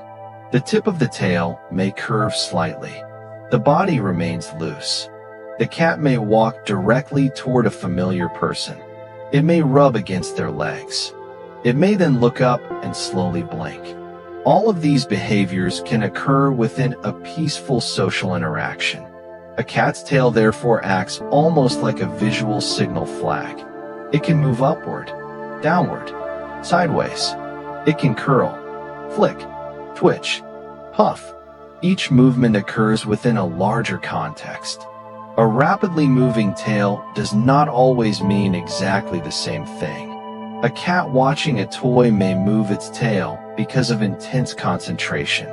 Another cat may move its tail when frustrated. A relaxed cat may slowly sweep its tail while resting. The context matters. This is why understanding cats requires observation rather than a simple dictionary. You have to look at the whole animal. The same is true for the ears. Forward-facing ears often appear during curiosity or attention. The cat is interested. The ears are collecting information. But when the ears flatten or rotate sharply sideways, the emotional state may be very different. The cat may feel threatened, irritated, or frightened. The ears are communicating before the cat ever makes a sound. And then there are the eyes. A cat's eyes can change dramatically. The pupils may narrow into thin vertical openings under bright light. They may become large and round in darkness or during intense emotional arousal. The eyelids can also communicate relaxation. A slow blink can occur during calm social interaction. It is almost the opposite of a fixed stare. A stare can feel intense. A slow blink feels soft. A cat may look at a familiar person, close its eyes gradually, and reopen them. The person may respond in the same way. For a few seconds, nothing else happens. No touching, no sound, just a quiet exchange. This may be one of the gentlest forms of communication between two species. And the cat's whiskers can contribute to the picture. When relaxed, they may extend naturally from the face. When interested, they may move forward. When stressed, they may pull backward. Again, the signal is subtle. The cat does not announce its emotions. It simply changes its posture. This is one reason cats can sometimes be misunderstood. Humans may expect affection to look like constant physical contact, but a cat may show trust simply by remaining nearby. It may choose to sleep in the same room. It may sit beside you rather than on you. It may follow you quietly. It may greet you at the door. It may rub against your leg. It may bring a toy. These behaviors can all be part of a social relationship. Cats are often described as solitary animals. But this description is too simple. Cats can live alone. They can also form social groups when resources allow. In areas with abundant food, groups of cats may form around shared resources. Female cats may cooperate in ways that benefit kittens. Related females may live near one another. They may share space. They may groom one another. They may care for young. This demonstrates that feline social behavior is flexible. Cats are not automatically social or automatically solitary. Their behavior depends heavily on environment, resources, individual personality, and previous experiences. A cat living in a home may develop a strong bond with humans. Another may prefer more distance. Both can be normal. The social world of cats is therefore more complicated than the simple idea of a completely independent animal. And grooming plays a role here too. Cats sometimes groom themselves. They may also groom other cats. Mutual grooming can help maintain the coat, but it can also strengthen social bonds. Two cats sitting beside one another and gently grooming each other's heads may be reinforcing familiarity. The behavior can create a sense of shared belonging. It is a quiet form of social contact. The same is true when cats sleep near one another. Sleeping is a vulnerable state. An animal that is asleep is less able to respond immediately to danger. Choosing to sleep near another individual can therefore occur in a context of trust and familiarity. Kittens naturally sleep close together. Their small bodies share warmth. Their combined scent creates a familiar environment. Their breathing and movement provide additional sensory information. A pile of sleeping kittens can therefore be both adorable and biologically sensible. Warmth, security, familiarity, comfort, all combined. As kittens grow, they become increasingly coordinated. Their early movements are clumsy. A kitten may stumble while walking. It may jump too far. It may miss a toy. It may roll over unexpectedly. But the nervous system is learning. Muscles become stronger. Balance improves. Vision becomes more coordinated with movement. The kitten becomes better at judging distance. Play becomes more sophisticated. Soon, the same tiny animal that once stumbled across the floor can leap onto furniture with astonishing precision. This transformation happens remarkably quickly. Kittens grow rapidly during their early development. Their bodies need energy and nutrients to build bones, muscles, organs, and neural connections. Sleep becomes especially important. Young kittens spend enormous amounts of time sleeping. Growth and development require resources. The sleeping brain is not inactive. It is processing information, developing neural pathways, consolidating experiences, supporting the growth of the body. This is one reason young animals need so much sleep. Their bodies are building themselves. And even adult cats remain enthusiastic sleepers. A cat can spend much of the day resting. But rest does not necessarily mean complete inactivity. A cat may remain partially alert. Its ears can move. Its whiskers can twitch. Its muscles may respond to subtle changes. It can wake quickly if something important occurs. This ability is especially useful for a small predator. Rest must be balanced with awareness. The cat needs to conserve energy without becoming completely disconnected from its surroundings. Some stages of sleep are deeper than others. During lighter sleep, a cat may respond quickly. During deeper sleep, the body becomes more relaxed. During REM sleep, the brain becomes highly active. Tiny movements may appear. The paws can twitch. The face may move.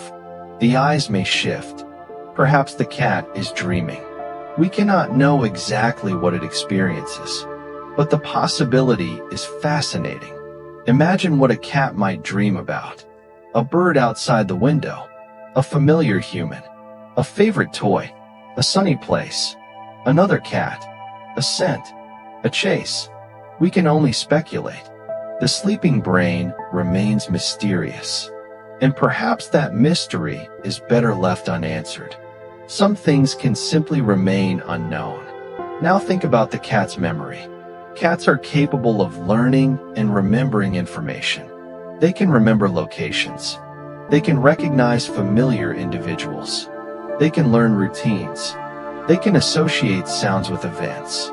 They can remember experiences. Memory allows the environment to become meaningful. A particular room may be associated with safety. A particular object may be associated with food. A particular carrier may be associated with stressful experiences. The brain stores these associations. This can influence future behavior. If something consistently predicts a positive experience, the cat may approach it. If something predicts something unpleasant, the cat may avoid it. This is one reason cats sometimes run away when they see a carrier. The carrier itself is not necessarily frightening. It may simply predict something the cat has learned to dislike. The brain has connected two events: carrier, then travel, then unfamiliar smells, then perhaps a veterinary examination. The cat remembers the sequence, so the carrier becomes a signal. This is an example of associative learning. Cats can also learn through rewards. If a behavior is followed by something the cat values, it may become more likely. Food is an obvious reward. Play can also be rewarding. Attention can be rewarding. Access to a favorite place can be rewarding. The cat learns from consequences. This is why positive reinforcement can be effective when teaching certain behaviors. The cat does not need to understand human rules. It needs to understand patterns. Do this. Something good happens. Do something else. Nothing happens. The brain gradually adjusts. This ability to learn is one reason cats can adapt to living with humans. They learn household routines. They learn which doors lead outside. They learn where food appears. They learn where water is. They learn where comfortable sleeping places are. They learn the sounds of household appliances. They learn the footsteps of familiar people. They learn what the sound of a food container means. And sometimes they learn how to manipulate us. A cat may discover that a particular meow causes a person to get up. So the meow happens again. The person responds. The cat learns. Eventually, the sound becomes part of a shared communication system. This is one reason cats may develop unique vocalizations for individual humans. A cat may behave differently with one person than another. It may be more vocal with someone who responds frequently. It may become quieter around someone who rarely reacts.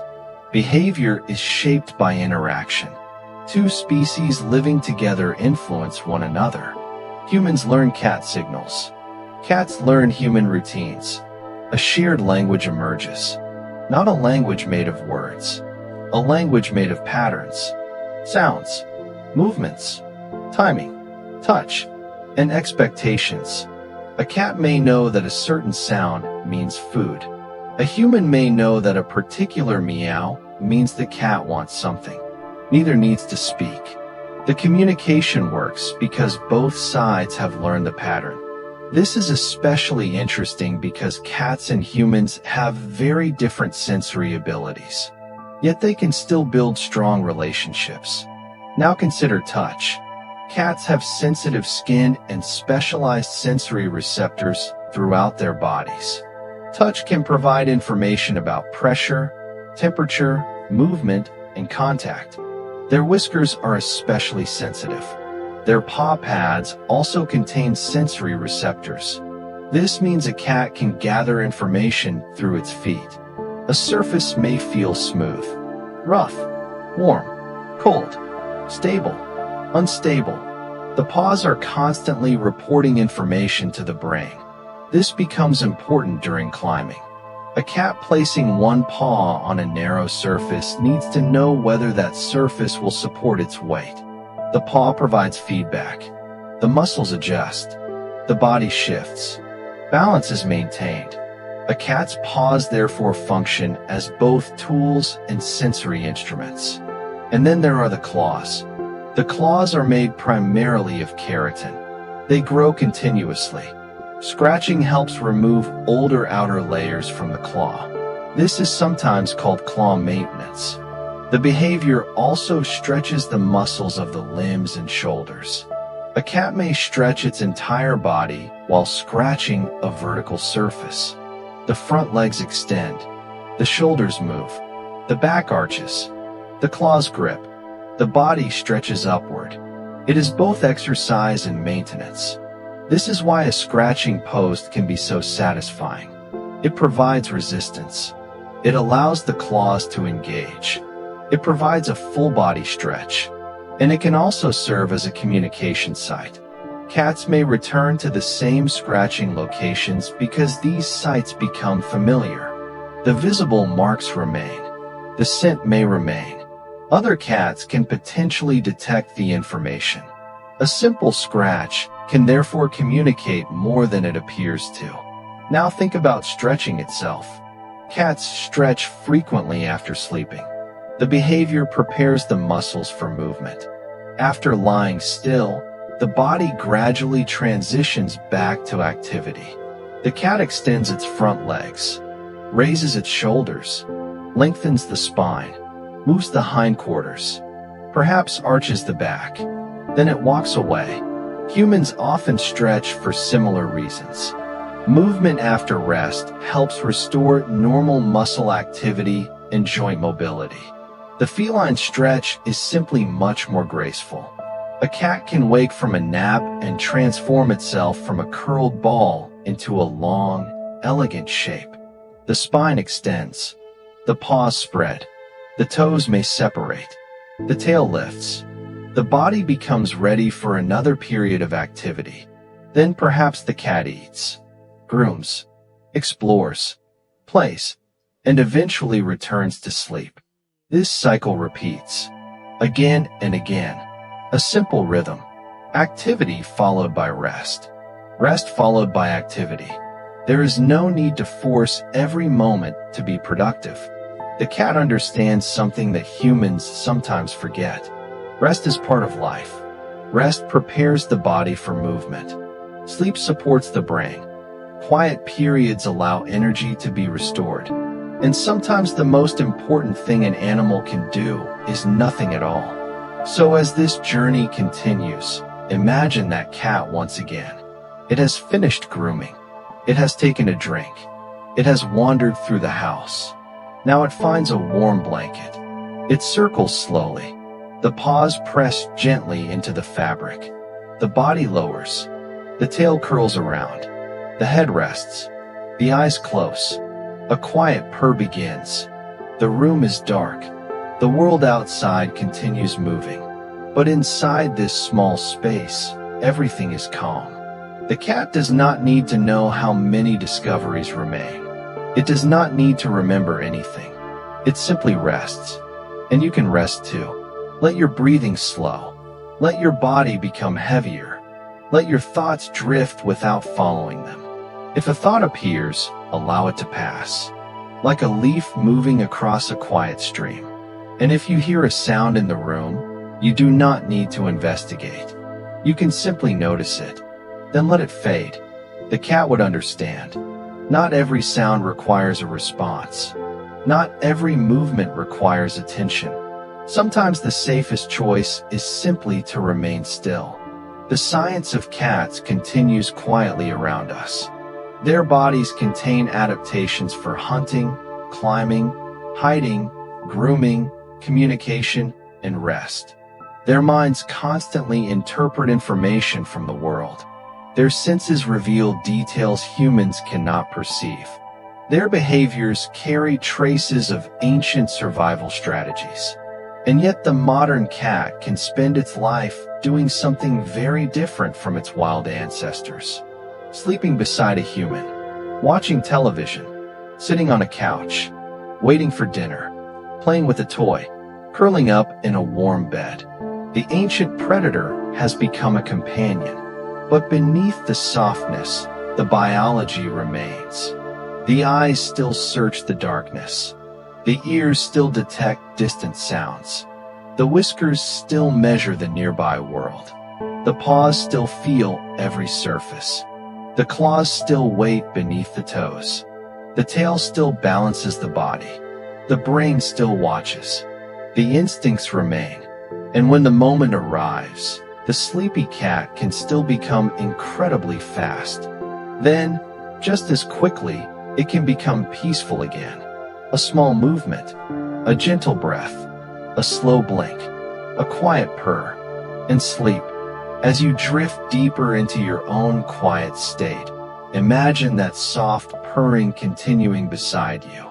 Low, rhythmic, steady, the kind of sound that seems to make the room feel warmer. The cat breathes in. The cat breathes out. The chest rises. The chest falls. The whiskers remain still. The ears relax. The paws rest. Everything is quiet. And somewhere in the sleeping brain, perhaps a dream is beginning. Maybe a dream of sunlight. Maybe a dream of running through grass. Maybe a dream of chasing something small and fast. Maybe simply a dream of warmth. We cannot know, and we do not need to know. Some mysteries are beautiful precisely because they remain mysteries. So let the cat sleep. Let the night continue. Let your thoughts become softer. And as the next part of our journey approaches, there is no need to stay awake for it. You can simply listen, or you can drift away. The science will still be here tomorrow. For now, there is only rest, only warmth, only quiet, and the gentle presence of a sleeping cat. The deeper we wander into the biology of cats, the more fascinating it becomes to realize how much information a cat can gather without appearing to do very much at all. A cat sitting quietly near a window may look almost motionless, but its brain is receiving signals from its eyes, ears, nose, whiskers, paws, muscles, and inner ear. The cat is building a continuous picture of its surroundings. Light changes. A bird moves. A car passes. The wind shifts. A door opens. A distant sound appears. The cat notices. It may not react to everything, but it has the ability to notice. This distinction between noticing and reacting is important. Cats are highly sensitive animals, but they do not need to respond to every stimulus. Their nervous system constantly filters information. Some signals are important, others are ignored. A familiar refrigerator humming in the background becomes unimportant. A sudden unfamiliar sound may immediately become important. A small insect moving across the floor can suddenly become fascinating. A human walking through the room may barely receive a glance. The brain is constantly deciding where attention should go. This ability to focus is especially useful for hunting. A predator cannot chase everything. It must identify meaningful movement. A leaf blowing in the wind may be ignored. A small animal moving against the background may trigger intense attention. The visual system detects the difference. The brain recognizes movement. The body becomes prepared, and suddenly the sleepy cat is no longer sleepy. It is focused. Its eyes widen. Its head lowers. Its ears point toward the target. The whiskers move forward. The hind legs prepare. For a moment, the entire animal becomes still. Then it moves. This ability to freeze before action is one of the most beautiful examples of feline control. Stillness is not an activity. It is preparation. A cat can hold its body almost perfectly still while tiny muscles continue making adjustments. The eyes track movement. The ears rotate. The nose detects scent. The paws remain ready. The nervous system calculates. The cat waits for the right moment. And sometimes it never attacks. The prey disappears. The toy stops moving. The cat loses interest. It simply walks away. Energy is conserved. There is no need to chase something that is no longer worth chasing. This efficiency is part of the feline lifestyle. Cats are not built for endless endurance. They are built for bursts. A short sprint, a powerful jump, a quick pounce, then rest. This is why a cat may sleep for hours and still have plenty of energy when play begins. Its body is designed around energy conservation. The long resting periods are not a flaw. They are part of the strategy. A wild cat cannot afford to waste energy unnecessarily. Food is not guaranteed. A successful hunt may require several attempts. Between those attempts, resting becomes valuable. The domestic cat still carries this biological pattern. Even when dinner comes from a bowl, the nervous system retains the ancient rhythm. Rest, watch, explore, play, eat, groom, sleep, repeat. And grooming itself is another fascinating part of feline behavior. Cats can spend a surprising amount of time cleaning their coats. The process begins with the tongue. The rough papillae pull through the fur. Loose hairs are caught. Dirt is removed. The coat is rearranged. The cat may lick a paw and then use that paw to clean the face. This technique is especially useful around areas that the tongue cannot reach directly. The cat may carefully wipe around the eyes. across the cheeks, over the ears, then lick the paw again. The process can look almost ritualistic, and there is a reason it is so repetitive. A cat's coat is an important biological structure. Maintaining it helps preserve insulation and skin protection. The fur also needs to remain relatively free of parasites, debris, and tangled material. Long-haired cats may require even more grooming because their coats can become tangled more easily. This is one reason some cats spend considerable time grooming themselves. The behavior is instinctive, but it is also influenced by learning and experience. A kitten watches and experiences grooming from its mother. The behavior develops naturally. Mother cats groom their kittens soon after birth. This has several functions. It helps stimulate the kittens. It cleans them. It can help establish contact. It also reinforces the relationship between mother and offspring. The tiny kitten experiences the mother's tongue as warmth and physical contact. Later, the kitten begins grooming itself. Eventually, the behavior becomes part of normal adult life. Grooming can also happen between cats. One cat may lick another around the head or neck. This is called allogrooming. It can serve practical purposes because some areas are difficult for an individual cat to reach. But social meaning is also possible. Mutual grooming often occurs between cats that are socially familiar. The behavior can reinforce relationships. It creates shared scent. It provides touch, and it may contribute to social harmony. Cats can therefore communicate through something as simple as licking fur. There is no speech, no dramatic gesture, just repeated gentle contact. This is one of the quietest forms of feline social behavior, and perhaps it helps explain why cats can sometimes groom a human. A cat may lick a person's hair or skin. It may be responding to the texture. It may be expressing social behavior. It may simply be investigating. The exact motivation can vary. Cats are individuals. Their behavior rarely fits perfectly into one explanation. This is an important principle when observing any animal. A behavior can have several functions. Context matters. A purr can occur during relaxation. It can also occur during stress. A tail movement can mean excitement. It can also mean irritation. A cat hiding can mean fear. It can also mean that the cat simply wants a quiet place. The whole situation must be considered, and this is particularly important when looking at feline facial expressions. Cats do not smile in the same way humans do. Their relaxed face may appear neutral. Half-closed eyes do not necessarily mean sadness. An open mouth does not necessarily mean aggression. The body provides additional information. This makes cats subtle communicators.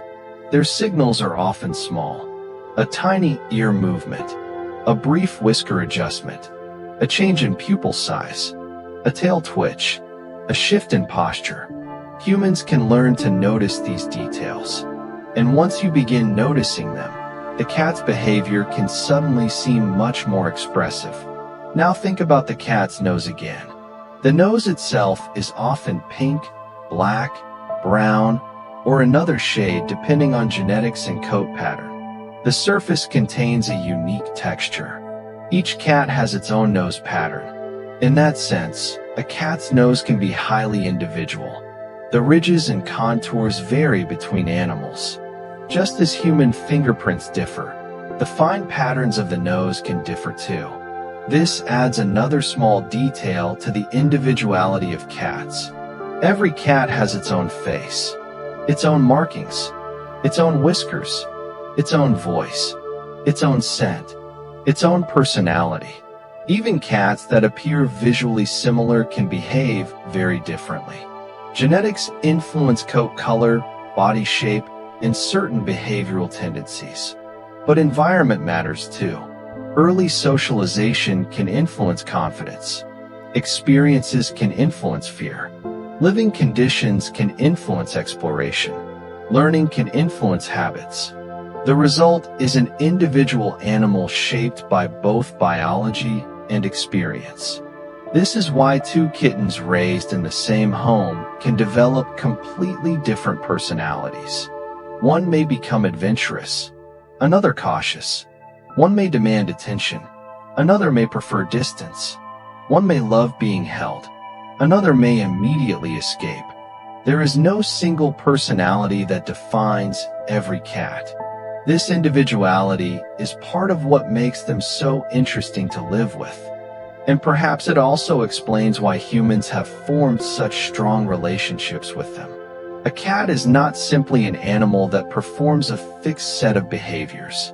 It responds, it learns, it remembers, it adapts, it develops preferences, it becomes familiar with particular people. Over time, a relationship forms. The human learns the cat's routines. The cat learns the human's routines. A quiet language develops.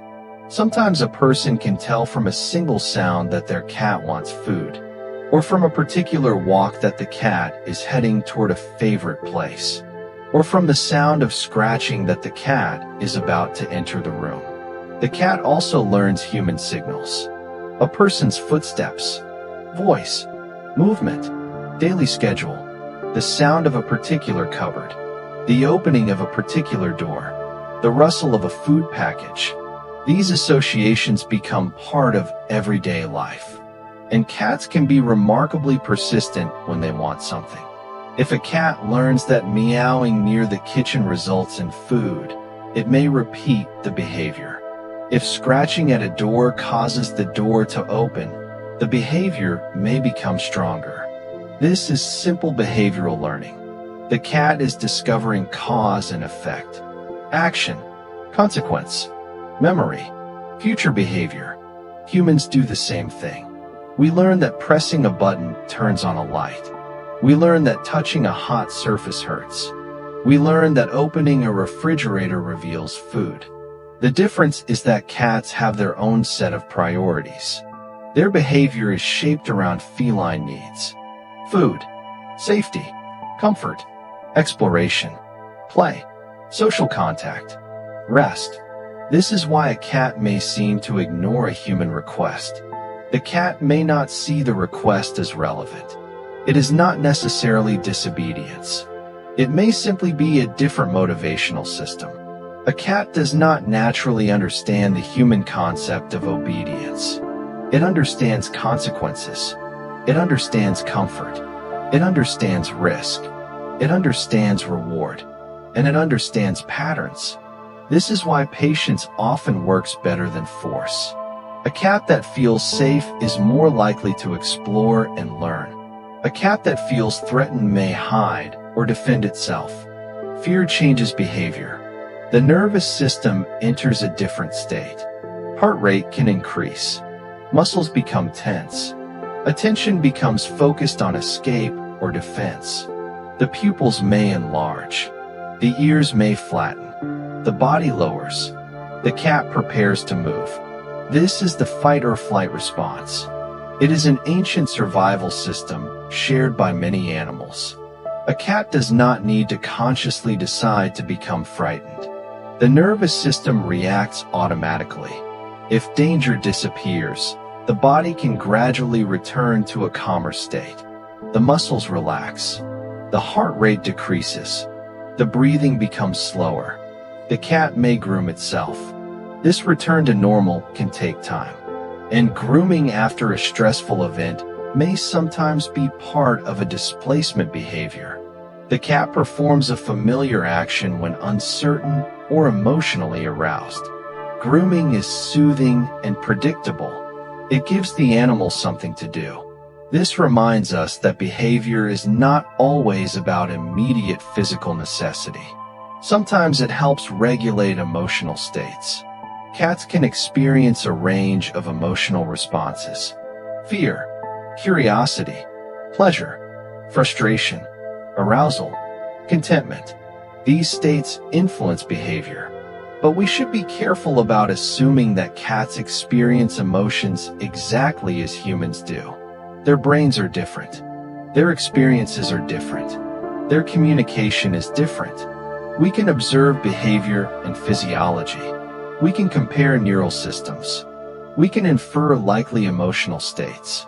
But the exact subjective experience remains inaccessible. That uncertainty is part of animal science. We can study what cats do. We can study their bodies. We can study their brains. But we cannot directly enter the mind of a sleeping cat. And perhaps that is a beautiful mystery. Imagine a cat asleep right now.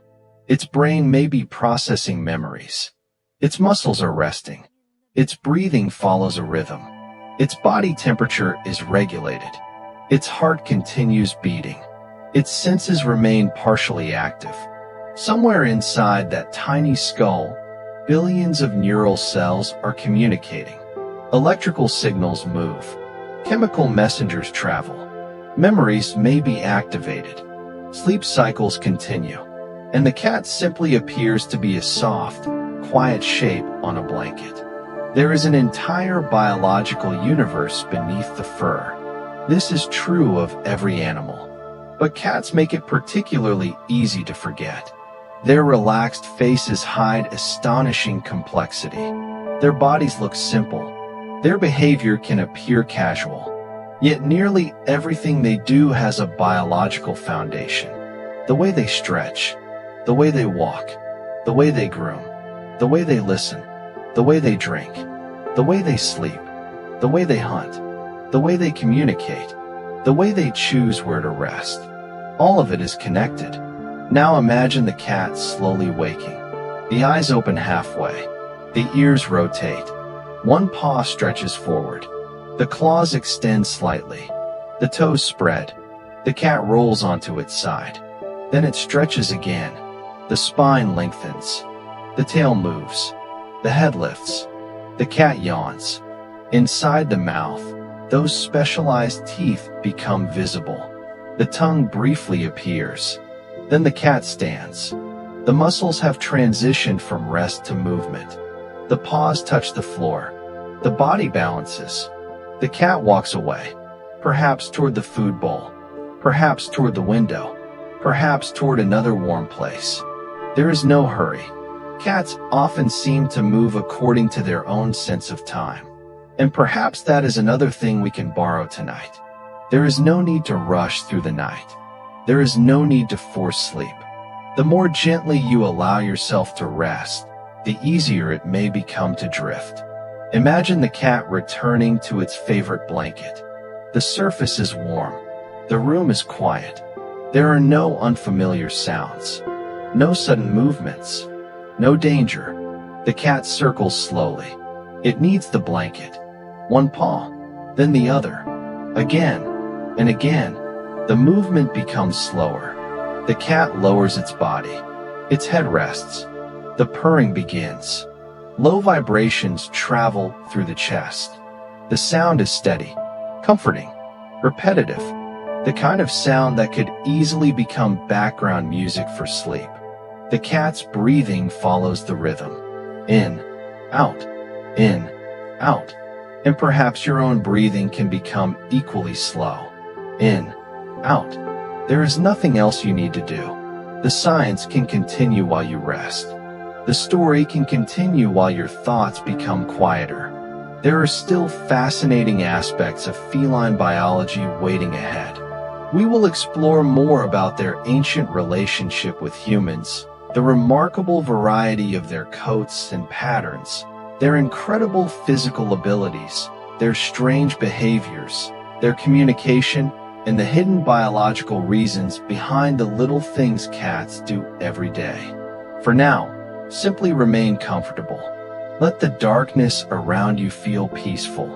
Let the words become softer. Imagine moonlight entering through a window, a quiet room, a sleeping cat, the gentle movement of its chest, the soft curve of its tail, the relaxed position of its paws, the peaceful expression on its face. A creature designed for speed now completely still. A predator capable of extraordinary movement, now resting quietly. Its senses no longer searching for anything important. Everything is safe. Everything is calm. The cat sleeps.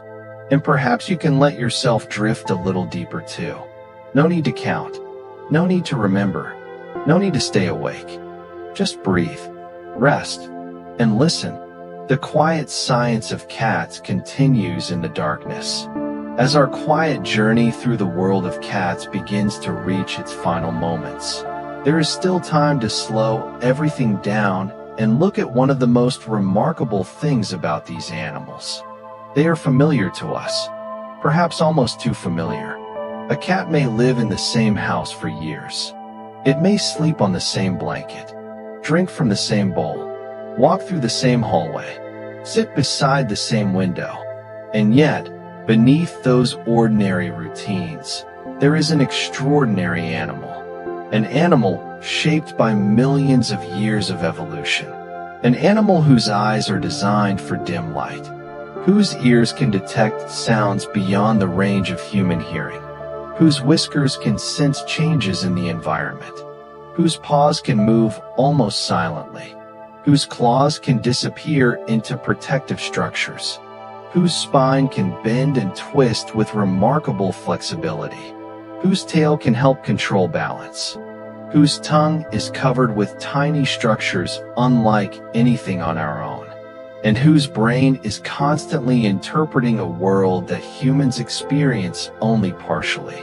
Perhaps the simplest way to understand a cat is to imagine that it lives in the same house as us, but experiences a slightly different universe. We see the room. The cat sees the room too, but it also smells the history of the room. It hears distant sounds. It notices tiny movements. It feels vibrations through its paws. It senses air movement through its whiskers. It recognizes familiar scents. It remembers locations. It watches patterns. The same room contains different amounts of information depending on who is standing inside it. And this makes the ordinary life of a cat much more fascinating. Consider a doorway. To us, it is simply an opening between two rooms. To a cat, the doorway can be a transition between two different sensory environments. The smell changes. The temperature may change. The sound changes. The light changes. The floor texture may change. The cat pauses. It sniffs. It looks. Then it walks through. This tiny pause is another example of how cats investigate their surroundings. They do not need to rush. They can stop and gather information. And cats often prefer having choices. A hiding place, an elevated surface, a quiet sleeping area, a place to eat, a place to drink, a place to scratch, a place to explore. The more predictable and comfortable the environment, the easier it can be for the cat to relax. This is closely connected to their natural instincts. A wild cat needs to know where it can hide, where it can escape, where it can rest, where food may be found, where water may be found, where other animals have passed. Domestic cats may live in protected homes, but the brain does not simply erase those ancient priorities. The instincts remain. A cardboard box can become a hiding place. A shelf can become a lookout. A closet can become a quiet retreat. A windowsill can become an observation platform. A blanket can become a nest. A scratching post can become a territory marker. A toy can become prey. The modern home is transformed by the cat's instincts. And perhaps this is why cats sometimes seem to own the entire house.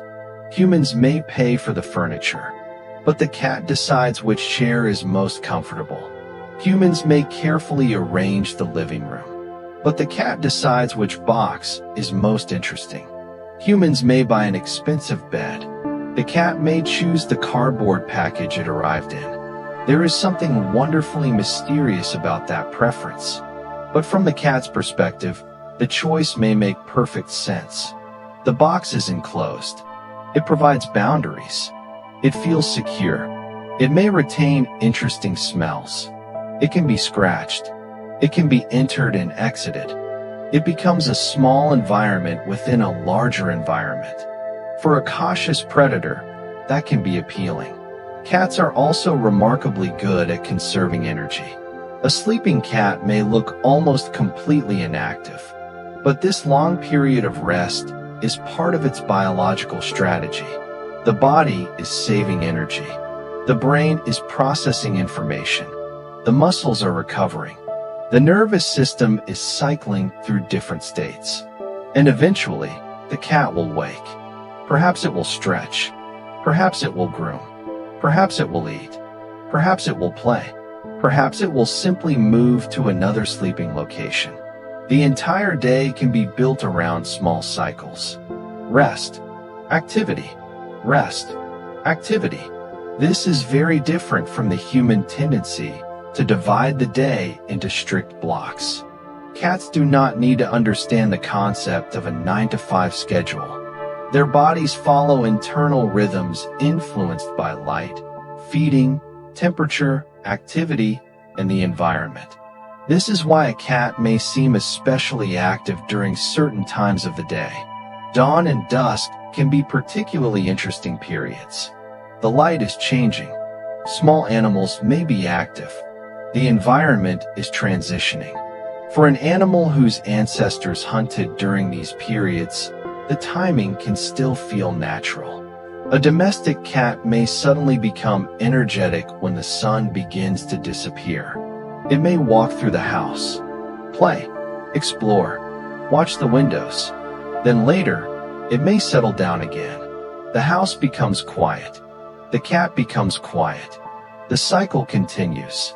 There is another remarkable feature of cats that deserves our attention: their ability to move through narrow spaces.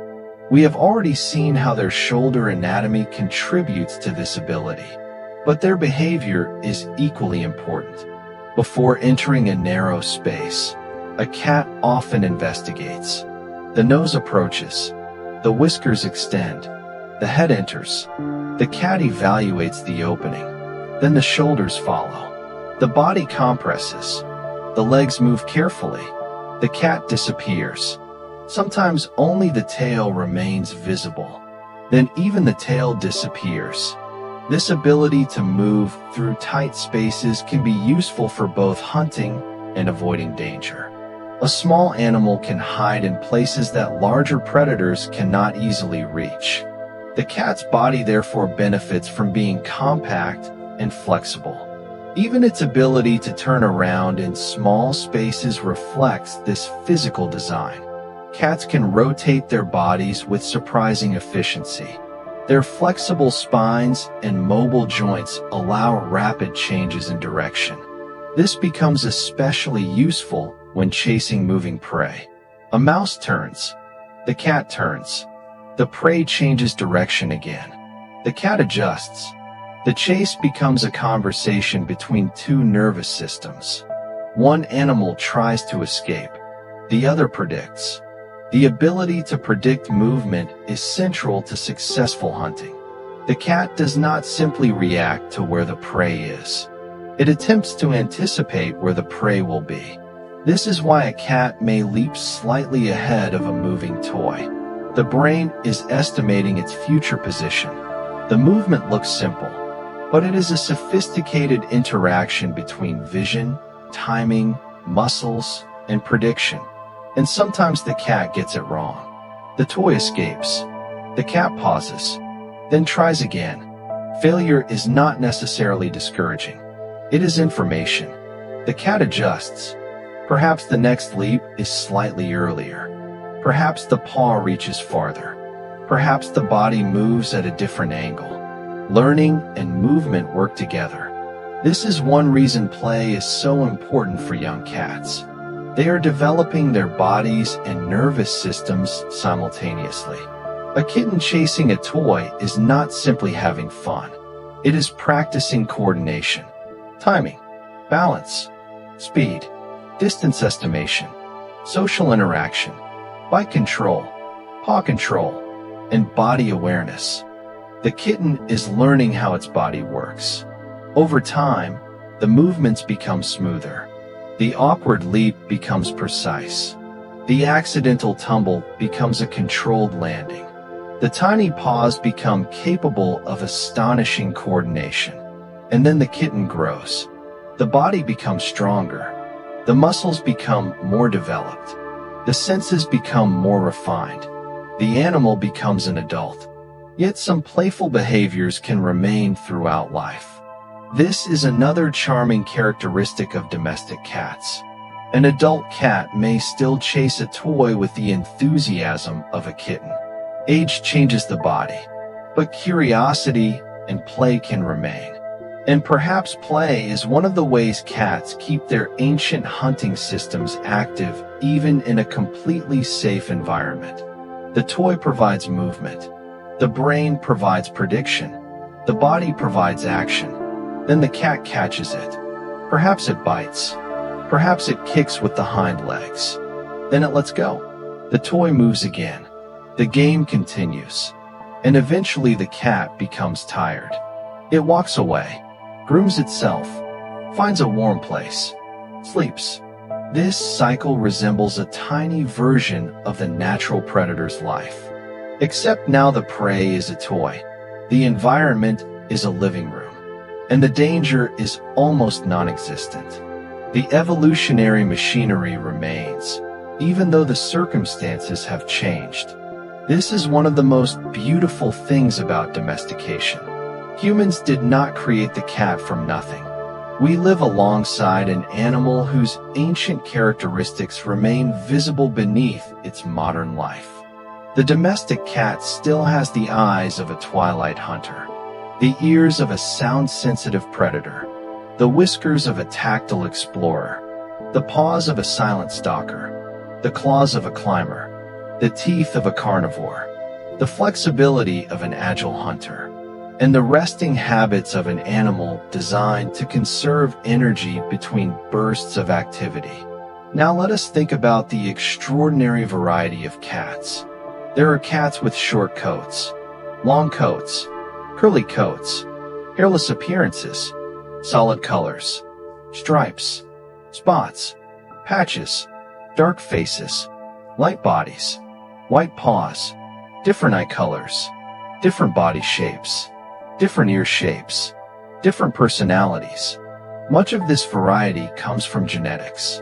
Coat color and pattern are controlled by multiple genes. Some patterns are associated with particular genetic mechanisms. The familiar tabby pattern is extremely common among domestic cats. Tabby markings can appear in several forms, including stripes, spots, swirls, and tick patterns. These patterns are not simply random decoration. In wild environments, patterns can help break up the outline of an animal. A striped or mottled coat can make a predator less obvious among vegetation, shadows, and changing light.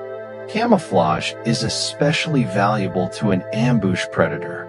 The less visible the cat is, the closer it may be able to approach. A striped cat disappearing among grasses can become difficult to distinguish from the surrounding shadows.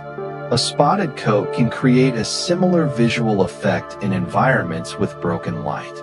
Even the familiar domestic tabby carries traces of this biological history. Color also varies with genetics and, in some cats, can be influenced by temperature-sensitive pigmentation. Certain cats have darker coloration on cooler parts of the body. The ears, the face, the legs, the tail. This occurs because pigment production is affected by temperature-sensitive enzymes. The result is one of the most recognizable coat patterns in domestic cats. Again, genetics and environment interact. The coat becomes a visible record of biological processes. And then there are the eyes. Cats can have eyes that appear green, gold, copper, blue, or shades between them.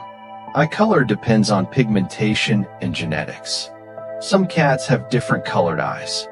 This condition is called heterochromia. It can occur when pigmentation differs between the two irises. The result can be striking.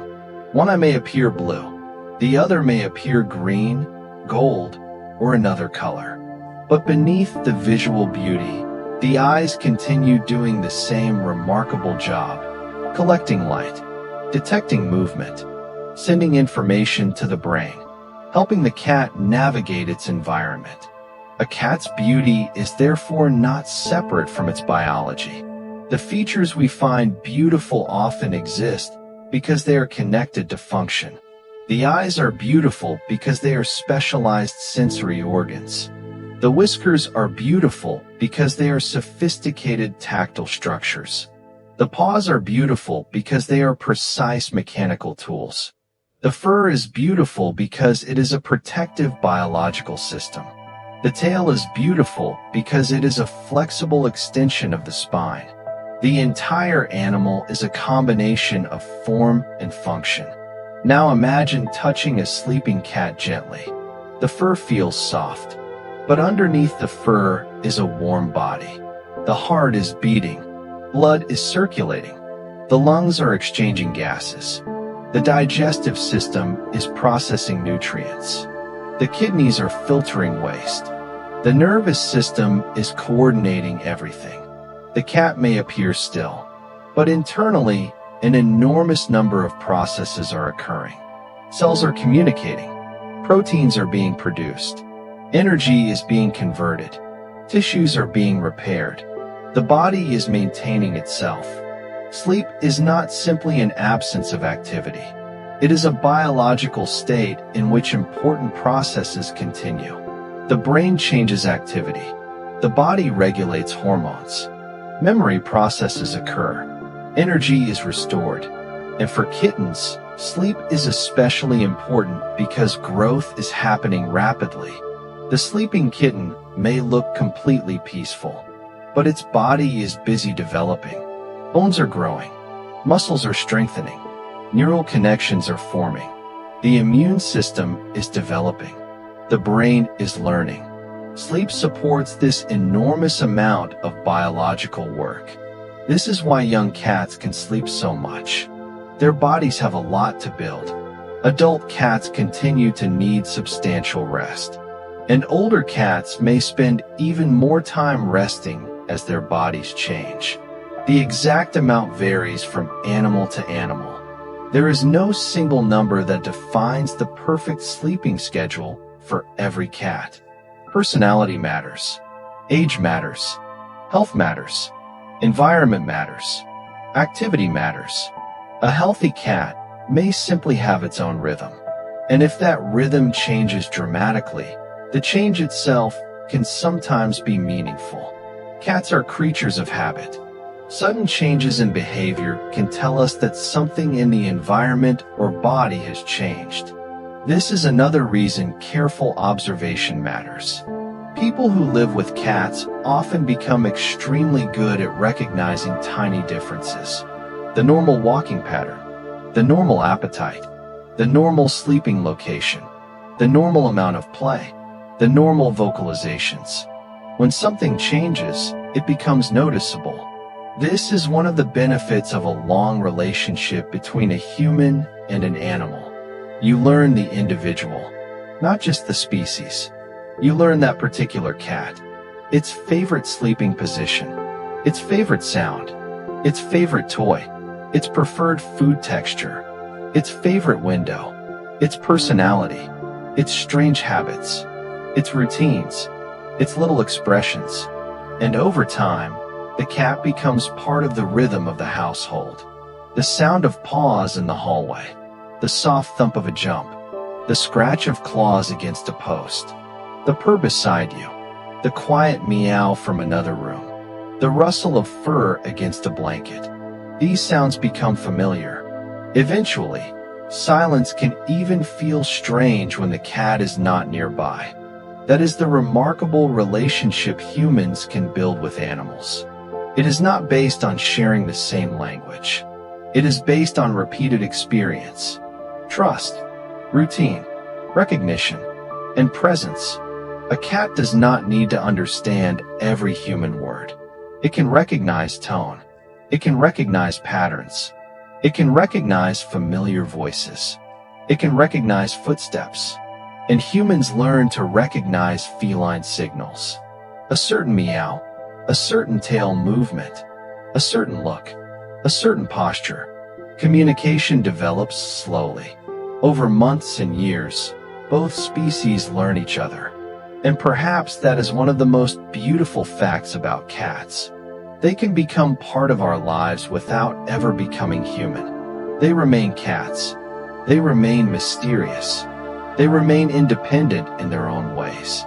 But they can still share companionship with us. A human and a cat can sit together in complete silence. No words are needed. The cat rests. The person reads. The room becomes quiet. And simply being together becomes enough. That quiet companionship may be one of the reasons cats have remained so beloved across cultures for thousands of years. Their history with humans has been complicated. They have been respected, admired, feared, celebrated, associated with stories, art, mythology, and household life. But beneath all the cultural meanings is the same biological creature, a small mammal, a predator, a hunter, a climber, a sleeper, a groomer, a companion, a living example of evolution.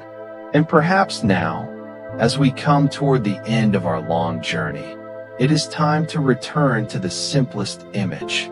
A cat sleeping, not hunting, not climbing, not watching, not playing, just sleeping. Imagine the room around it. The lights are low. The temperature is comfortable. There is a soft blanket beneath its body. The cat has found the perfect position. Its front paws are tucked beneath its chest. Its hind legs are folded. Its tail curves gently around its side.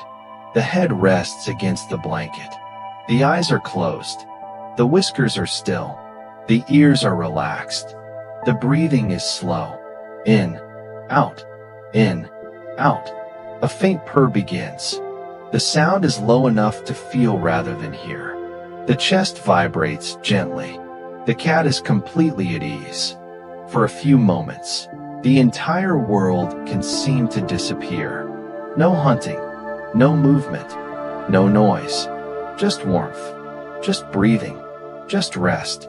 And perhaps this is where all the science finally brings us. After learning about the eyes and ears, the whiskers and nose, the tongue and teeth, the paws and claws, the fur and tail, the muscles and bones, the senses and brain, the instincts and behavior, we arrive at something very simple: rest. The cat has spent millions of years evolving extraordinary abilities. But one of its most recognizable behaviors is simply sleeping. The animal that can leap, run, climb, hear, smell, see, stalk, pounce, can also curl into a tiny ball and do absolutely nothing for hours. There is something deeply peaceful about that contradiction. Strength and softness, speed and stillness, alertness and sleep, wild instincts and domestic comfort. The cat contains all of these things at once. And perhaps you can allow yourself to become a little more like the sleeping cat now. Let the muscles around your eyes relax. Let your jaw loosen. Let your shoulders fall. Let your hands become heavy. Let your legs become comfortable. There is nowhere you need to go. Nothing you need to accomplish. Nothing you need to solve. The night can continue without you. Tomorrow will arrive when it arrives. For now, you can rest. Imagine the cat's slow breathing. In, out, in, out. The purring becomes quieter. The room becomes darker. The cat sinks deeper into sleep. Its body is warm. Its paws are still. Its tail is motionless. Its ears remain relaxed. And somewhere inside its sleeping brain, dreams may be unfolding. Perhaps a sunny garden. Perhaps a familiar person. Perhaps a bird moving across the sky. Perhaps a favorite toy. Perhaps another cat. Perhaps nothing that resembles a story at all. We cannot know what a cat experiences inside a dream, and we do not need to. The mystery can remain. Just as there are countless things about the universe that remain unknown, there are countless small mysteries inside the minds of the animals who live beside us. A sleeping cat reminds us of that. There is an entire inner world we cannot directly see. A world of memories, sensations, instincts, associations, sounds, smells, images, and perhaps dreams. Yet from the outside, all we see is a peaceful animal resting. And maybe that is enough. Because sometimes the most beautiful scientific discoveries are not the ones that give us every answer. Sometimes they are the ones that make ordinary things feel extraordinary. A cat blinking becomes extraordinary when you understand the anatomy of its eye. A cat turning its ears becomes extraordinary when you understand its hearing. A cat rubbing against your leg becomes extraordinary when you understand scent communication. A cat scratching becomes extraordinary when you understand claws, muscles, stretching, and territory. A cat kneading a blanket becomes extraordinary when you understand its connection to kittenhood. A cat sleeping becomes extraordinary when you understand how much the body and brain are doing during rest. Science does not make the world less magical. It can make the familiar world even more fascinating. And tonight, perhaps that is what this journey has been about. Taking something familiar and looking at it more closely. Seeing the hidden complexity inside something ordinary. A cat. For paws, 2 eyes, 2 ears, a tail, whiskers, fur, and an astonishing biological history. Now the journey is becoming quieter. The words are becoming softer. The facts are becoming distant. You do not need to remember them. Let them drift away, like stars disappearing behind clouds, like leaves floating along a slow river, like the soft sound of rain. The cat beside you remains asleep. Its breathing is steady. Its body is warm. Its heart continues beating quietly. Its brain moves through the natural cycles of sleep. And you can let your own body follow its rhythm. Slowly, gently, naturally. There is no need to force anything. Sleep does not have to be chased. It can simply arrive. A thought appears. Let it pass. Another thought appears. Let it pass. A sound appears. Let it fade. The body becomes heavier. The room becomes quieter. The eyelids become softer.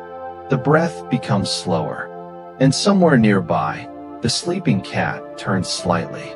Perhaps it stretches one paw. Perhaps the tail moves. Perhaps the whiskers twitch. Then the cat settles again. Back into warmth. Back into silence. Back into sleep. The ancient predator rests. The modern companion rests. And perhaps you can rest too. So as we close this long journey through the science of cats, remember the remarkable little animal we have been following. A creature that can see in extremely low light. A creature that can hear sounds beyond our range. A creature whose whiskers act as sensitive environmental sensors. A creature whose tongue is covered with tiny keratin structures. A creature whose paws provide both traction and sensory information. A creature whose claws can retract. A creature whose flexible spine allows extraordinary movement. A creature whose tail contributes to balance and communication. A creature that can learn routines, recognize familiar individuals, develop preferences, build social relationships, and sleep deeply enough that tiny paws may twitch during dreams. The cat is both familiar and mysterious, simple and complex, soft and powerful, quiet and expressive, independent and capable of deep companionship. And perhaps that is why cats continue to fascinate us. They remind us that the natural world can live quietly beside us.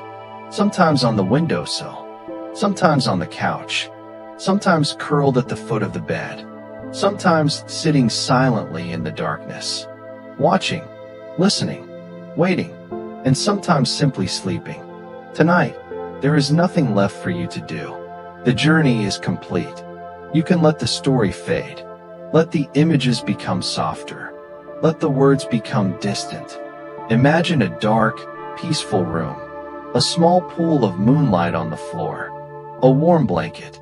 A sleeping cat. Its chest gently rising. Then falling. Rising. Falling. The purr becomes almost inaudible. The whiskers remain still. The ears rest. The paws are tucked comfortably beneath the body. Everything is calm. Everything is safe. Everything can wait until morning. For now, breathe slowly. In and out. Again. In and out. Let your body become heavy against the bed. Let your thoughts become quiet. Let yourself drift. The cat sleeps. The room is silent. The night continues. And somewhere in that silence, the soft rhythm of breathing remains. In, out, in, out. Nothing else is required. Just rest. Just breathe. And sleep. Good night.